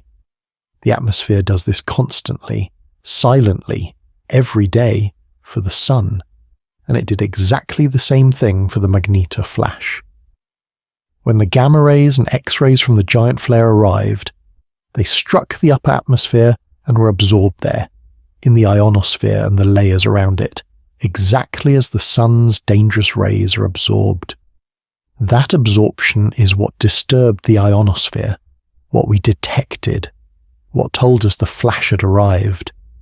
The atmosphere caught the radiation high up and held it, and nothing dangerous reached the ground. The same shield that protects us from the sun protected us from the magnetar. The flash was stopped by the same thin layer of air that stops the sun's most dangerous light every day of our lives. There is a lovely symmetry in this. The thing that let us detect the flash, the disturbance high in the atmosphere, is the very thing that kept us safe from it. The absorption of the dangerous radiation before it could reach us. We knew the flash had come precisely because our atmosphere stopped it. Its mark on the ionosphere was the signature of our shield doing its job. If the atmosphere had not absorbed the radiation, we would not have seen that ionospheric flicker, and we would also not have been safe. The detection and the protection are the same event, the same thin shell of air catching the radiation and holding it harmlessly above our heads. No one expects the same thin layer of air that protects us from the sun to also protect us from a magnetar on the far side of the galaxy, but it is exactly the same shield. No one predicts that the way we detected the flash, its mark on the upper atmosphere, would be the very sign of our protection, and absolutely no one anticipates how the quiet miracle of our atmosphere, the shell of air we never think about, stands silently between us and every dangerous ray from the cosmos, catching the sun's fury and the magnetars alike, high above, so that below, on the ground, all remains calm. But bring it closer, and the story changes quickly, because the intensity of a flash falls off sharply with distance, which means it climbs sharply as you approach. If that same magnetar had been not tens of thousands of light years away, but merely thousands, the flash would have been far more intense. If it had been within a few hundred light years, astronomers estimate it could have done real damage to our atmosphere, stripping away part of the ozone layer that shields us from the sun's ultraviolet light, the way a nearby gamma-ray burst might. And if a magnetar were to flare within, say, 10 light-years of the Earth, closer than many of the nearby stars, the giant flare could be a genuine catastrophe, flooding our world with enough radiation to damage the ozone layer severely, harm life, and disrupt the delicate balance of our atmosphere. From across the galaxy, a whisper. From close by, a weapon. Tonight we're going to look more carefully at the danger, because it is worth understanding precisely how close a magnetar would have to be to harm us, and why the answer, reassuringly, is much closer than any magnetar actually is. The key fact is how the intensity of a flash changes with distance. Light, and radiation in general, spreads out as it travels, its energy diluting over an ever larger sphere of space. Double your distance from a source, and the intensity drops to a quarter. Multiply your distance by 10, and the intensity drops to 100th. This means that distance is an extraordinarily powerful protector. The same flash that would be catastrophic up close becomes utterly harmless if it is far enough away, because its energy has been spread so thin. The magnetar of 2004 was tens of thousands of light years away, and at that distance its giant flare, for all its power at the source, arrived as a harmless flicker. So how close would be too close? Astronomers have estimated the danger zones, and they are sobering, but also reassuring, because they are so small compared to the vastness of the galaxy. If a magnetar produced a giant flare within roughly 10 light years of the Earth, the radiation could be severe enough to damage our ozone layer significantly, stripping away the shield that protects life from the sun's ultraviolet light, with potentially serious consequences for the biosphere. Within a few light years, the effects could be genuinely catastrophic.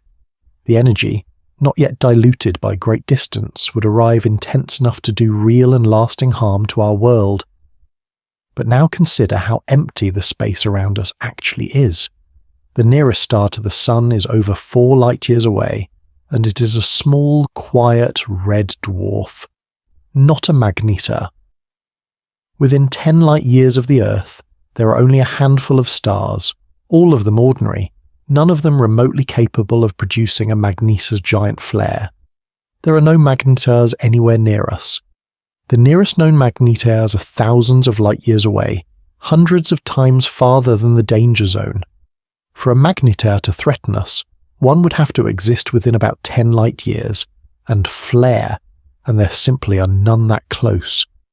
The danger zone is tiny, and our neighbourhood is empty of the things that could fill it.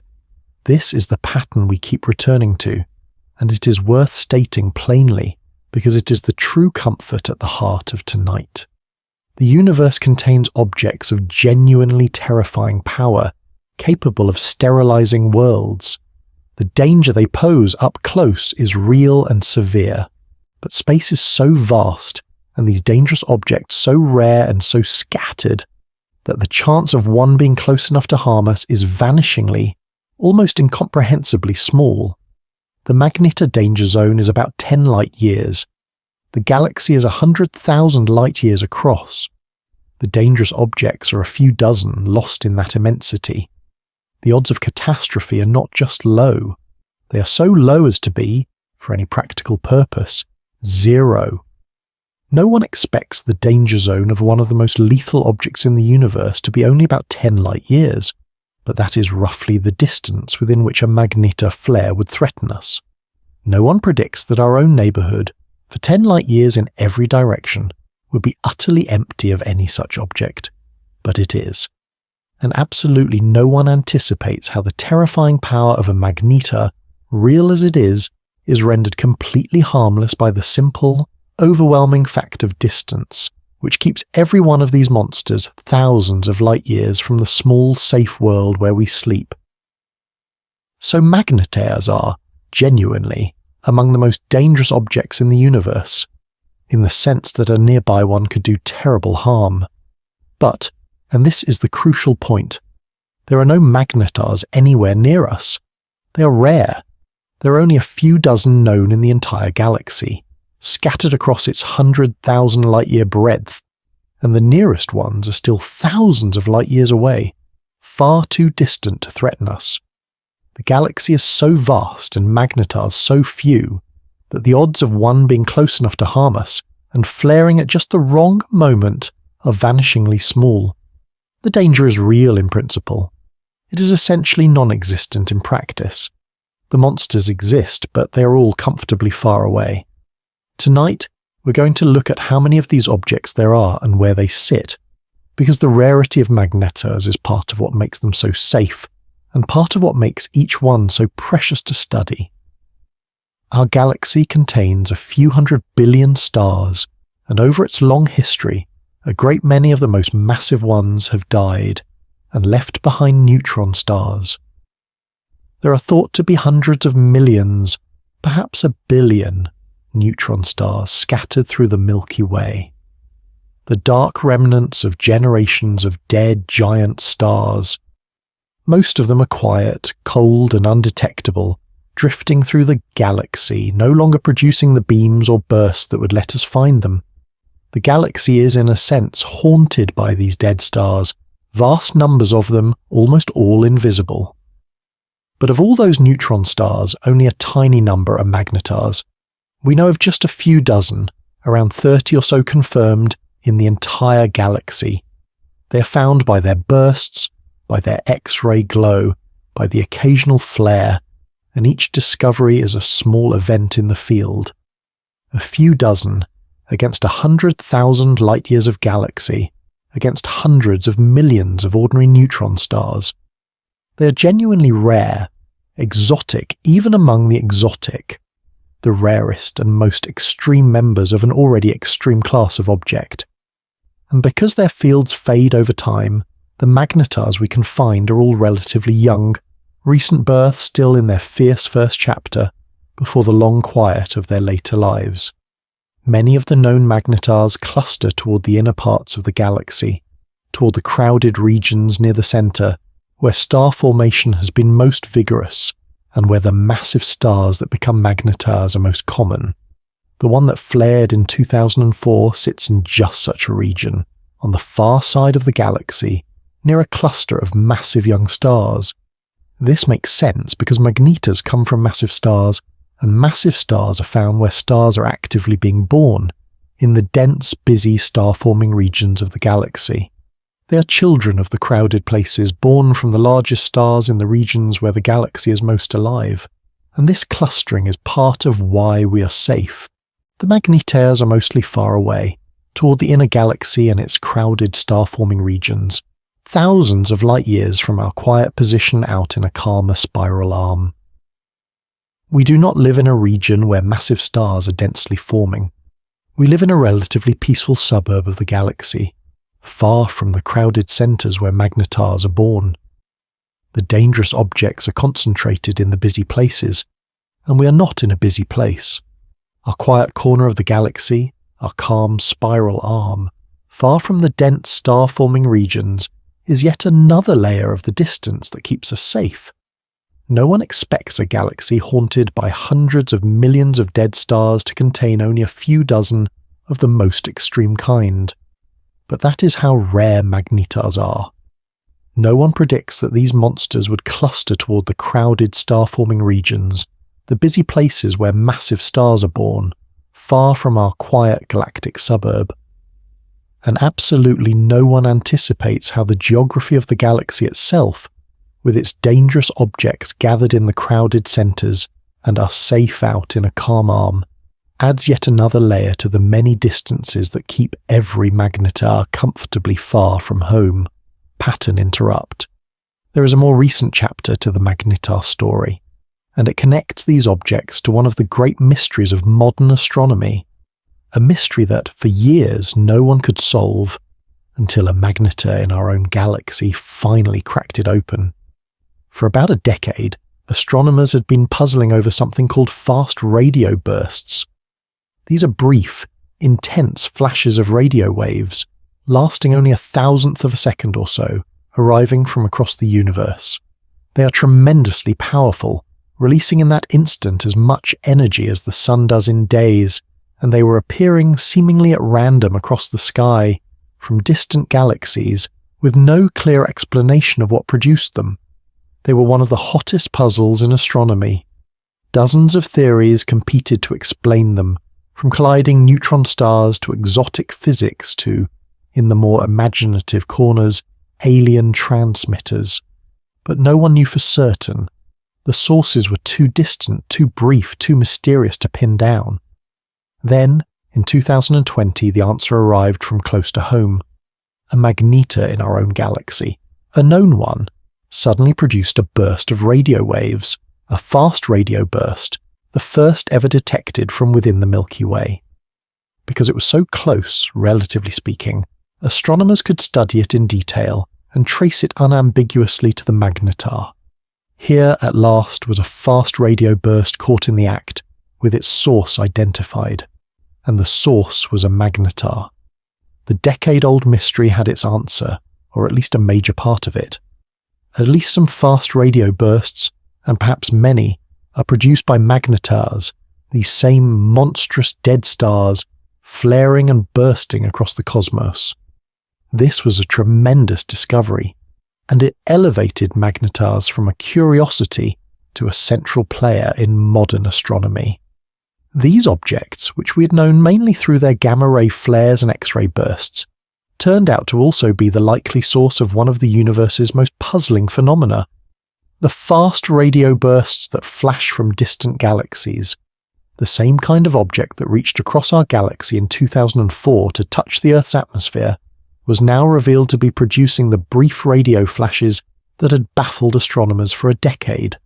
Magnetars were everywhere in the story, the hidden engine behind multiple cosmic mysteries, and it deepens the strange importance of these objects.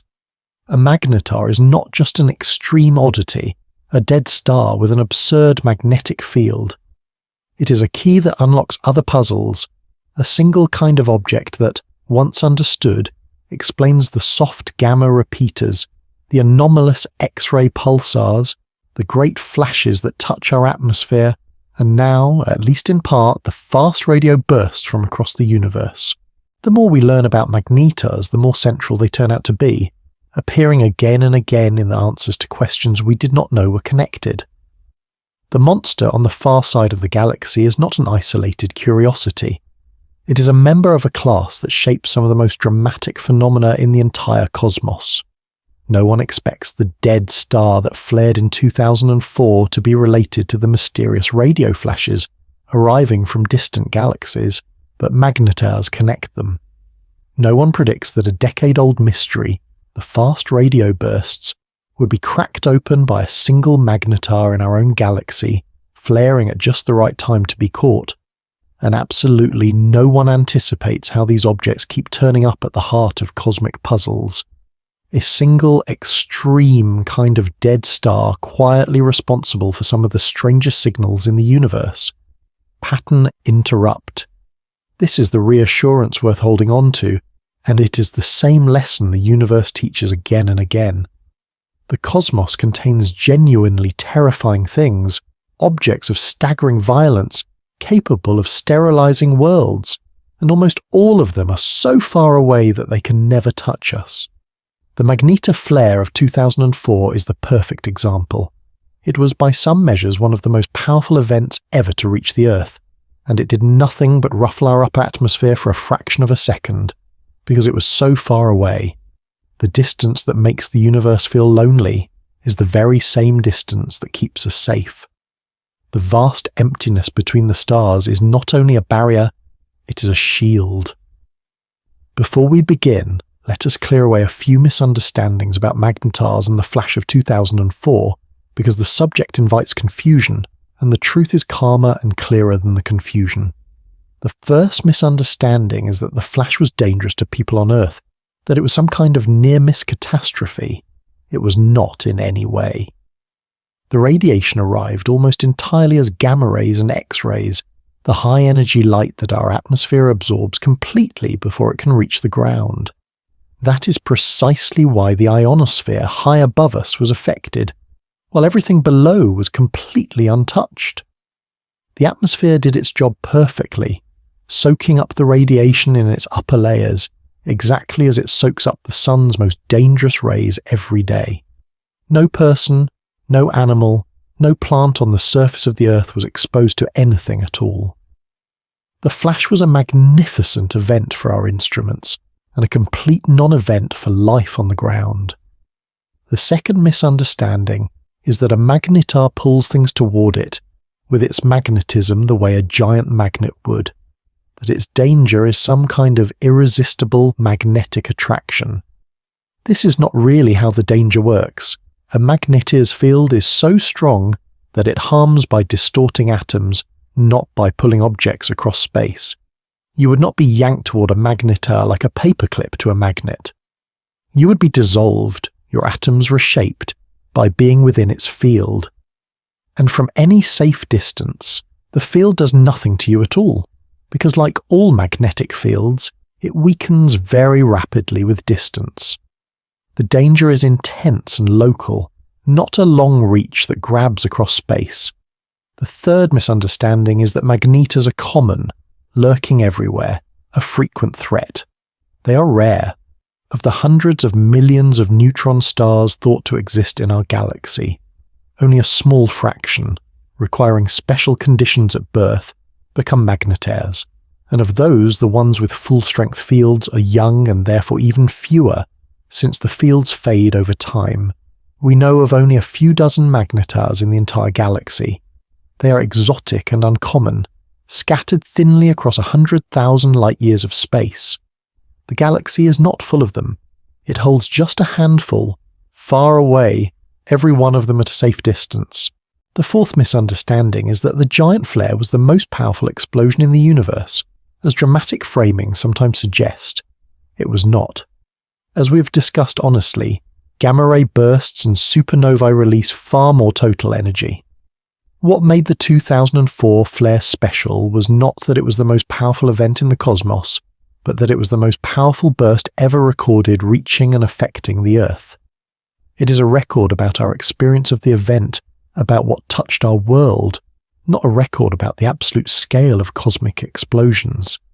The distinction matters, because the truth, that this was the most powerful flash ever to reach us specifically is remarkable enough without inflating it into something it was not. No one expects the most powerful flash ever to touch the Earth to have been completely harmless to everything on the ground, but the atmosphere made it so. No one predicts that a magnetar's danger comes not from pulling objects toward it, but from dissolving atoms up close, harmless at any real distance. And absolutely no one anticipates how much calmer the true picture is than the dramatic one. A rare and distant object, a harmless flash, an atmosphere that did its job perfectly, and a record that belongs to our instruments rather than to the violence of the cosmos as a whole. There is also an honesty I owe you about the title of tonight, because it makes a bold claim, and the truth is a little more careful than the claim. To call this the most powerful explosion since the Big Bang is not strictly accurate. There are more powerful explosions in the universe. Gamma-ray bursts in distant galaxies release far more total energy. Supernovae, the deaths of great stars, are more powerful in absolute terms. What makes the magnetar flare of 2004 special is not that it was the most powerful explosion that has ever happened, but that it was the most powerful burst of energy ever recorded reaching the Earth and physically affecting it. It is the brightest extrasolar event our instruments have ever caught. The most powerful flash, not in all of the universe, but in the narrow and personal sense of what has actually touched our world. And that, I think, is even more interesting than the bolder claim, because it is true and because it makes the event ours, a moment when the violence of the deep galaxy reached out across all that distance and brushed, however gently, against home. By the end of tonight, you're going to understand why these objects matter so much to science, beyond their drama and their danger, because magnetars turn out to be among the most valuable natural laboratories in all of physics, places where we can study things we could never reproduce on Earth. Think about all the extremes that meet in a single magnetar. There is gravity, hundreds of billions of times stronger than the Earth's, bending light and warping space.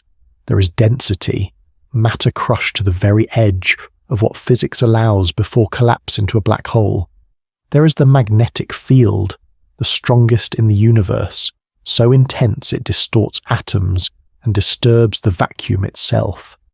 There is the exotic matter of the interior, the nuclear pasta and the superfluid core, states of matter found nowhere else. There is the violence of the starquakes and the giant flares, releasing energy on scales no laboratory could ever approach. Every one of these is an extreme that we cannot reach on Earth, and they all coexist in a single object, a dozen miles across, on the far side of the galaxy. And because they coexist there, a magnetar lets us test our deepest theories under conditions we could never create.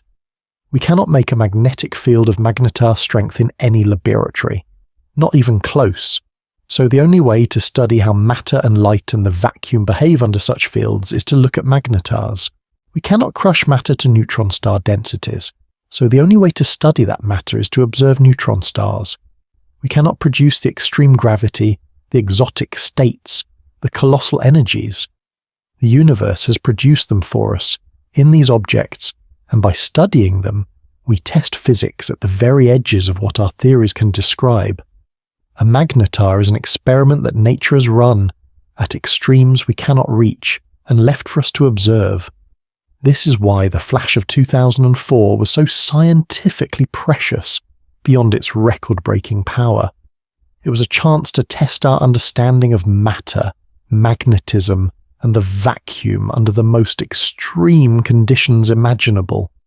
The way the flare rose and fell, the ringing in its tail, the disturbance to our atmosphere, the polarized glow that hints at the magnetized vacuum, all of it is data. Data about how physics behaves at extremes we will never reproduce. Every magnetar, every flare, every burst is a message from a regime of physics beyond our laboratories, and we read those messages carefully, because they are the only way we will ever learn what happens to matter and light in space under such monstrous conditions. There is something fitting in that these dangerous, distant, dramatic objects turn out to be among our best teachers. We cannot go to them. We cannot make them. We can only watch, from a safe distance, as they show us physics at the very edge of possibility. The magnetar that flared in 2004 was a danger in principle, a wonder in fact, and a laboratory in practice. A place where the deepest laws of nature are written large enough and extreme enough for us to read them. The monsters of the universe are also its greatest experiments, and we learn from them precisely because they are so far beyond anything we could ever build. No one expects the most dangerous objects in the universe to also be among its most valuable laboratories, but that is exactly what magnetars are. No one predicts that the only way to study matter, magnetism, and the vacuum at their absolute extremes would be to watch dead stars on the far side of the galaxy. And absolutely no one anticipates how much the flash of 2004 taught us. A single fifth of a second of fury that became a window into physics at the very edge of what nature allows. A question naturally arises, and it is worth answering directly, because it is the kind of thing that could quietly worry someone in the dark. Could there be a magnetar hidden near us? One we have not noticed, waiting to flare? Let us look at this honestly, because the honest answer is reassuring. First, the known magnetars are all far away. The nearest confirmed magnetars are thousands of light years from us, hundreds of times beyond the danger zone of about 10 light years. Every magnetar we have identified is comfortably, overwhelmingly distant. None is anywhere near close enough to threaten us. That alone is a strong reassurance, but you might reasonably ask about the ones we have not found, the quiet ones, the hidden ones. Could one be lurking nearby, undetected? Here is why that is very unlikely. Magnetars are not quiet. They glow brightly in X-rays, far brighter than ordinary neutron stars, because of the constant working of their fields. They produce bursts. They flicker. A magnetar is one of the more conspicuous kinds of neutron star, precisely because its field keeps it active. A nearby magnetar, even one not currently flaring, would be glowing in X-rays in a way our telescopes would very likely have noticed. The sky has been surveyed in X-rays, and a magnetar within the danger zone within 10 light years would be one of the brightest X-ray sources in our entire sky. Impossible to miss. We see no such thing. The absence of a bright nearby X-ray source of that kind is strong evidence that there is no magnetar hiding in our immediate neighbourhood, and there is the deeper reason, the one we have already touched on. Magnetars are born from massive stars, and massive stars form in crowded star-forming regions, not in quiet galactic suburbs like ours. Our neighbourhood simply does not have the kind of stars that produce magnetars, and has not had them for a very long time. The nearest regions where massive stars are actively being born are hundreds or thousands of light years away. For a magnetar to be near us, a massive star would have had to live and die nearby recently, and there is no sign that any such thing has happened in our quiet corner of the galaxy. The local geography is wrong for magnetars. We live in a peaceful place, far from where these objects are made. So you can set the worry down completely. There is no magnetar near us. There is no hidden one lurking just out of sight, because a nearby magnetar would glow too brightly to hide. And there is no reason to expect one to appear because the stars that make magnetars do not form in our quiet neighbourhood. The danger zone is about 10 light years, and within that zone there are only a handful of ordinary quiet stars, none of them remotely capable of becoming a magnetar. We are on this front as on so many others simply safe by distance, by geography, by the empty peacefulness of our particular corner of the galaxy. No one expects to be able to rule out a hidden nearby magnetar so confidently, but the bright X-ray glow of these objects means a close one could not stay hidden. No one predicts that the quiet geography of our galactic neighbourhood, far from the crowded star-forming regions, is itself a guarantee against nearby magnetars. And absolutely no one anticipates how thoroughly the worry dissolves on examination, the known ones all far away, the hidden ones impossible to hide, the local stars all wrong for making magnetars, leaving us once again simply and completely safe. Now, let's begin by comparing the magnetar flash to something closer to home, something that actually does affect our daily lives, because the comparison reveals both how violent the magnetar was and how well shielded we truly are. That something is our own sun and its storms. The sun is not a calm, steady lamp. It is a violent, churning star, and every so often it erupts. It produces solar flares, sudden releases of energy from its surface, and coronal mass ejections, great clouds of charged particles flung out into space. When one of these is aimed at the Earth, it can have real effects. The charged particles strike our magnetic field and atmosphere, producing the beautiful auroras, the northern and southern lights, but they can also disrupt radio communications, interfere with satellites, and, in the most extreme cases, damage power grids on the ground. There was a famous event in 1859, a tremendous solar storm that caused telegraph systems to fail and spark. A similar storm today could cause serious disruption to our technology. The sun, our own nearby star, genuinely affects us, regularly, with its storms. Now compare. Expectation. A distant magnetar must be a far greater threat than our own ordinary sun. Reality. The sun is 8 light minutes away, and its storms, when they strike us, can disrupt our technology, light up our skies, and in extreme cases damage our power grids. The magnetar was tens of thousands of light years away, more than 1 billion times farther, and its giant flare, for a fraction of a second, affected our upper atmosphere in a way roughly comparable to the sun's influence. From 1 billion times farther away, the magnetar briefly matched, in our ionosphere, the kind of effect our own sun has from next door. That comparison, more than any raw number, conveys the violence of the flare.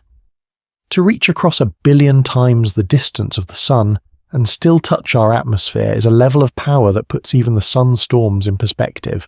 But the comparison also reassures, because it shows the limits of what reached us. The sun's storms from 8 light minutes away can damage power grids. The magnetar's flare from across the galaxy did nothing but flicker our ionosphere for 1/5 of a second and pass on. The sun, being so close, is actually the greater practical threat to our technology, despite being an ordinary star, because proximity is everything. A nearby ordinary star with its regular storms affects us more in practical terms than a distant magnetar with its rare giant flares. The monster on the far side of the galaxy is more violent at its source, but the familiar star next door, simply by being close, has more effect on our daily lives. There is a lesson in this that runs through everything tonight. Proximity is what matters. The sun affects us not because it is special among stars, but because it is close. The magnetar barely affected us, despite being one of the most violent objects in the universe, because it is far. In the cosmos, distance is destiny. The dangerous thing far away is harmless. The ordinary thing close by is what shapes your world. We worry, rightly, about the storms of our own sun because it is near. We need not worry about the magnetars, however violent, because they are far. The whole calculus of cosmic danger comes down, again and again, to that single word: distance. No one expects our own ordinary sun to be a greater practical threat to our technology than one of the most violent objects in the universe, but proximity makes it so. No one predicts that a magnetar 1 billion times farther than the sun could still, for an instant, match the sun's effect on our atmosphere, a measure of just how violent the flare truly was. And absolutely no one anticipates how the entire question of cosmic danger reduces in the end to distance, the near ordinary star mattering more than the far extraordinary one, proximity deciding always what can touch us and what cannot. No one expects the most violent flash ever to reach the Earth to be in the end completely harmless, but that is the gift of distance. No one predicts that an object capable of catastrophe up close would, from across the galaxy, do nothing but leave a faint mark on our instruments and pass on. And absolutely no one anticipates how the same vast distances that make the universe feel so empty and so lonely are exactly the distances that keep the monsters far away and keep us on our small blue world safe beneath a sky full of beautiful, distant, harmless violence. By the end of tonight, you're going to understand what becomes of the 2004 magnetar as we follow it forward into its deep future, because the story of what becomes of it is a gentle one, and it brings the whole arc of these objects to a quiet close. Right now, that magnetar is in the fierce first chapter of its long existence. It is young by the standards of dead stars, its field still near full strength, still producing the bursts and the rare giant flares, still glowing brightly in X-rays as its field works its crust. It is at the height of its violence, in the brief, dramatic, energetic youth of a magnetar. But this will not last. Over thousands and tens of thousands of years, the field will decay. The energy stored in it will slowly drain away, released in the flares, in the glow, in the constant working of the crust, and as the field weakens, the magnetar will quiet. The giant flares will become rarer and then stop. The burst will fade, the bright X-ray glow will dim as the field that powered it weakens. The starquakes will cease as the field no longer stresses the crust beyond its strength. And gradually, over the long ages, the magnetar will become an ordinary neutron star, its field decayed to ordinary strength, its violent youth behind it, settling into the long, quiet, cooling existence that awaits all neutron stars. The monster will become a corpse like any other, one of the hundreds of millions of quiet dead stars drifting through the galaxy, indistinguishable in the end from the rest. And then it will simply cool for the rest of time. A neutron star, once its field has faded and its violence is spent, has nothing left to do but slowly radiate away the heat of its birth, cooling over billions and trillions of years, fading from a glowing remnant to a cold, dark, invisible ball of nuclear matter, drifting through the galaxy, undetectable, forgotten. The magnetar that flared so brilliantly in 2004 that reached across the galaxy to touch our atmosphere will end as a cold, dark cinder, indistinguishable from countless others in the deep silence of the far future. There is a strange tenderness in that when you sit with it. The most violent objects, the strongest magnets in the universe, the producers of the most powerful flashes ever to reach the Earth, are only briefly so. Their fury is a phase, a fierce and brilliant youth, lasting a few tens of thousands of years out of an existence that stretches toward forever. And then they quiet and cool and fade into the long, gentle dark. The magnetar that touched us in 2004 is, in cosmic terms, a brief candle, blazing now, but destined to gutter and dim and go cold, like everything else, in the slow turning of the ages. Even the monsters grow old and quiet and finally rest. No one expects the strongest magnets in the universe to be only briefly so. Their fury a passing phase of a few tens of thousands of years, but that is the fate of every magnetar. No one predicts that the object that produced the most powerful flash ever to reach the Earth will end as a cold, dark cinder, indistinguishable from countless others. And absolutely no one anticipates how gentle the long story is, in the end the fierce, brief youth giving way to an almost endless quiet, the monster cooling, over the ages, into rest. So let us gather the whole journey now, gently, the way you would draw the threads of a long story together before sleep.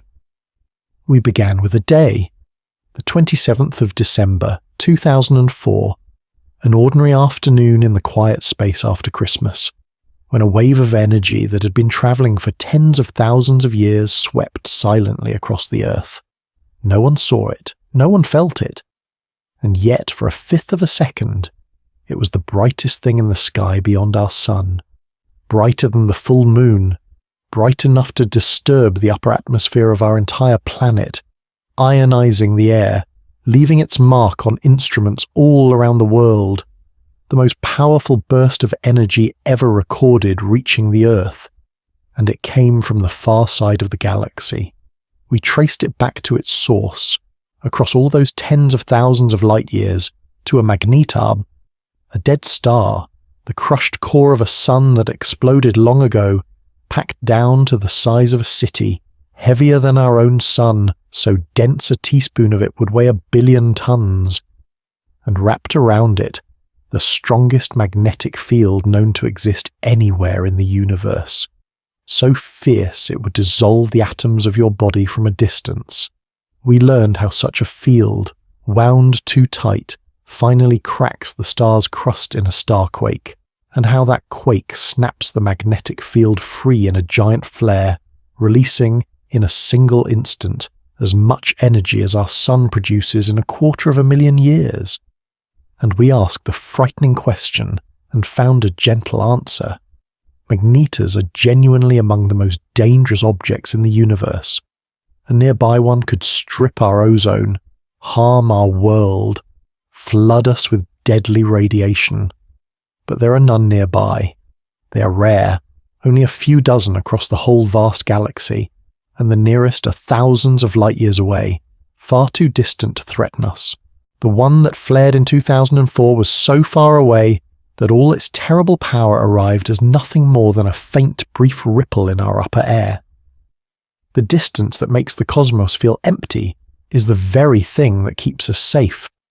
No one expects the most powerful flash ever to reach the Earth to have come from a dead star the size of a city on the far side of the galaxy, but that is the truth of it.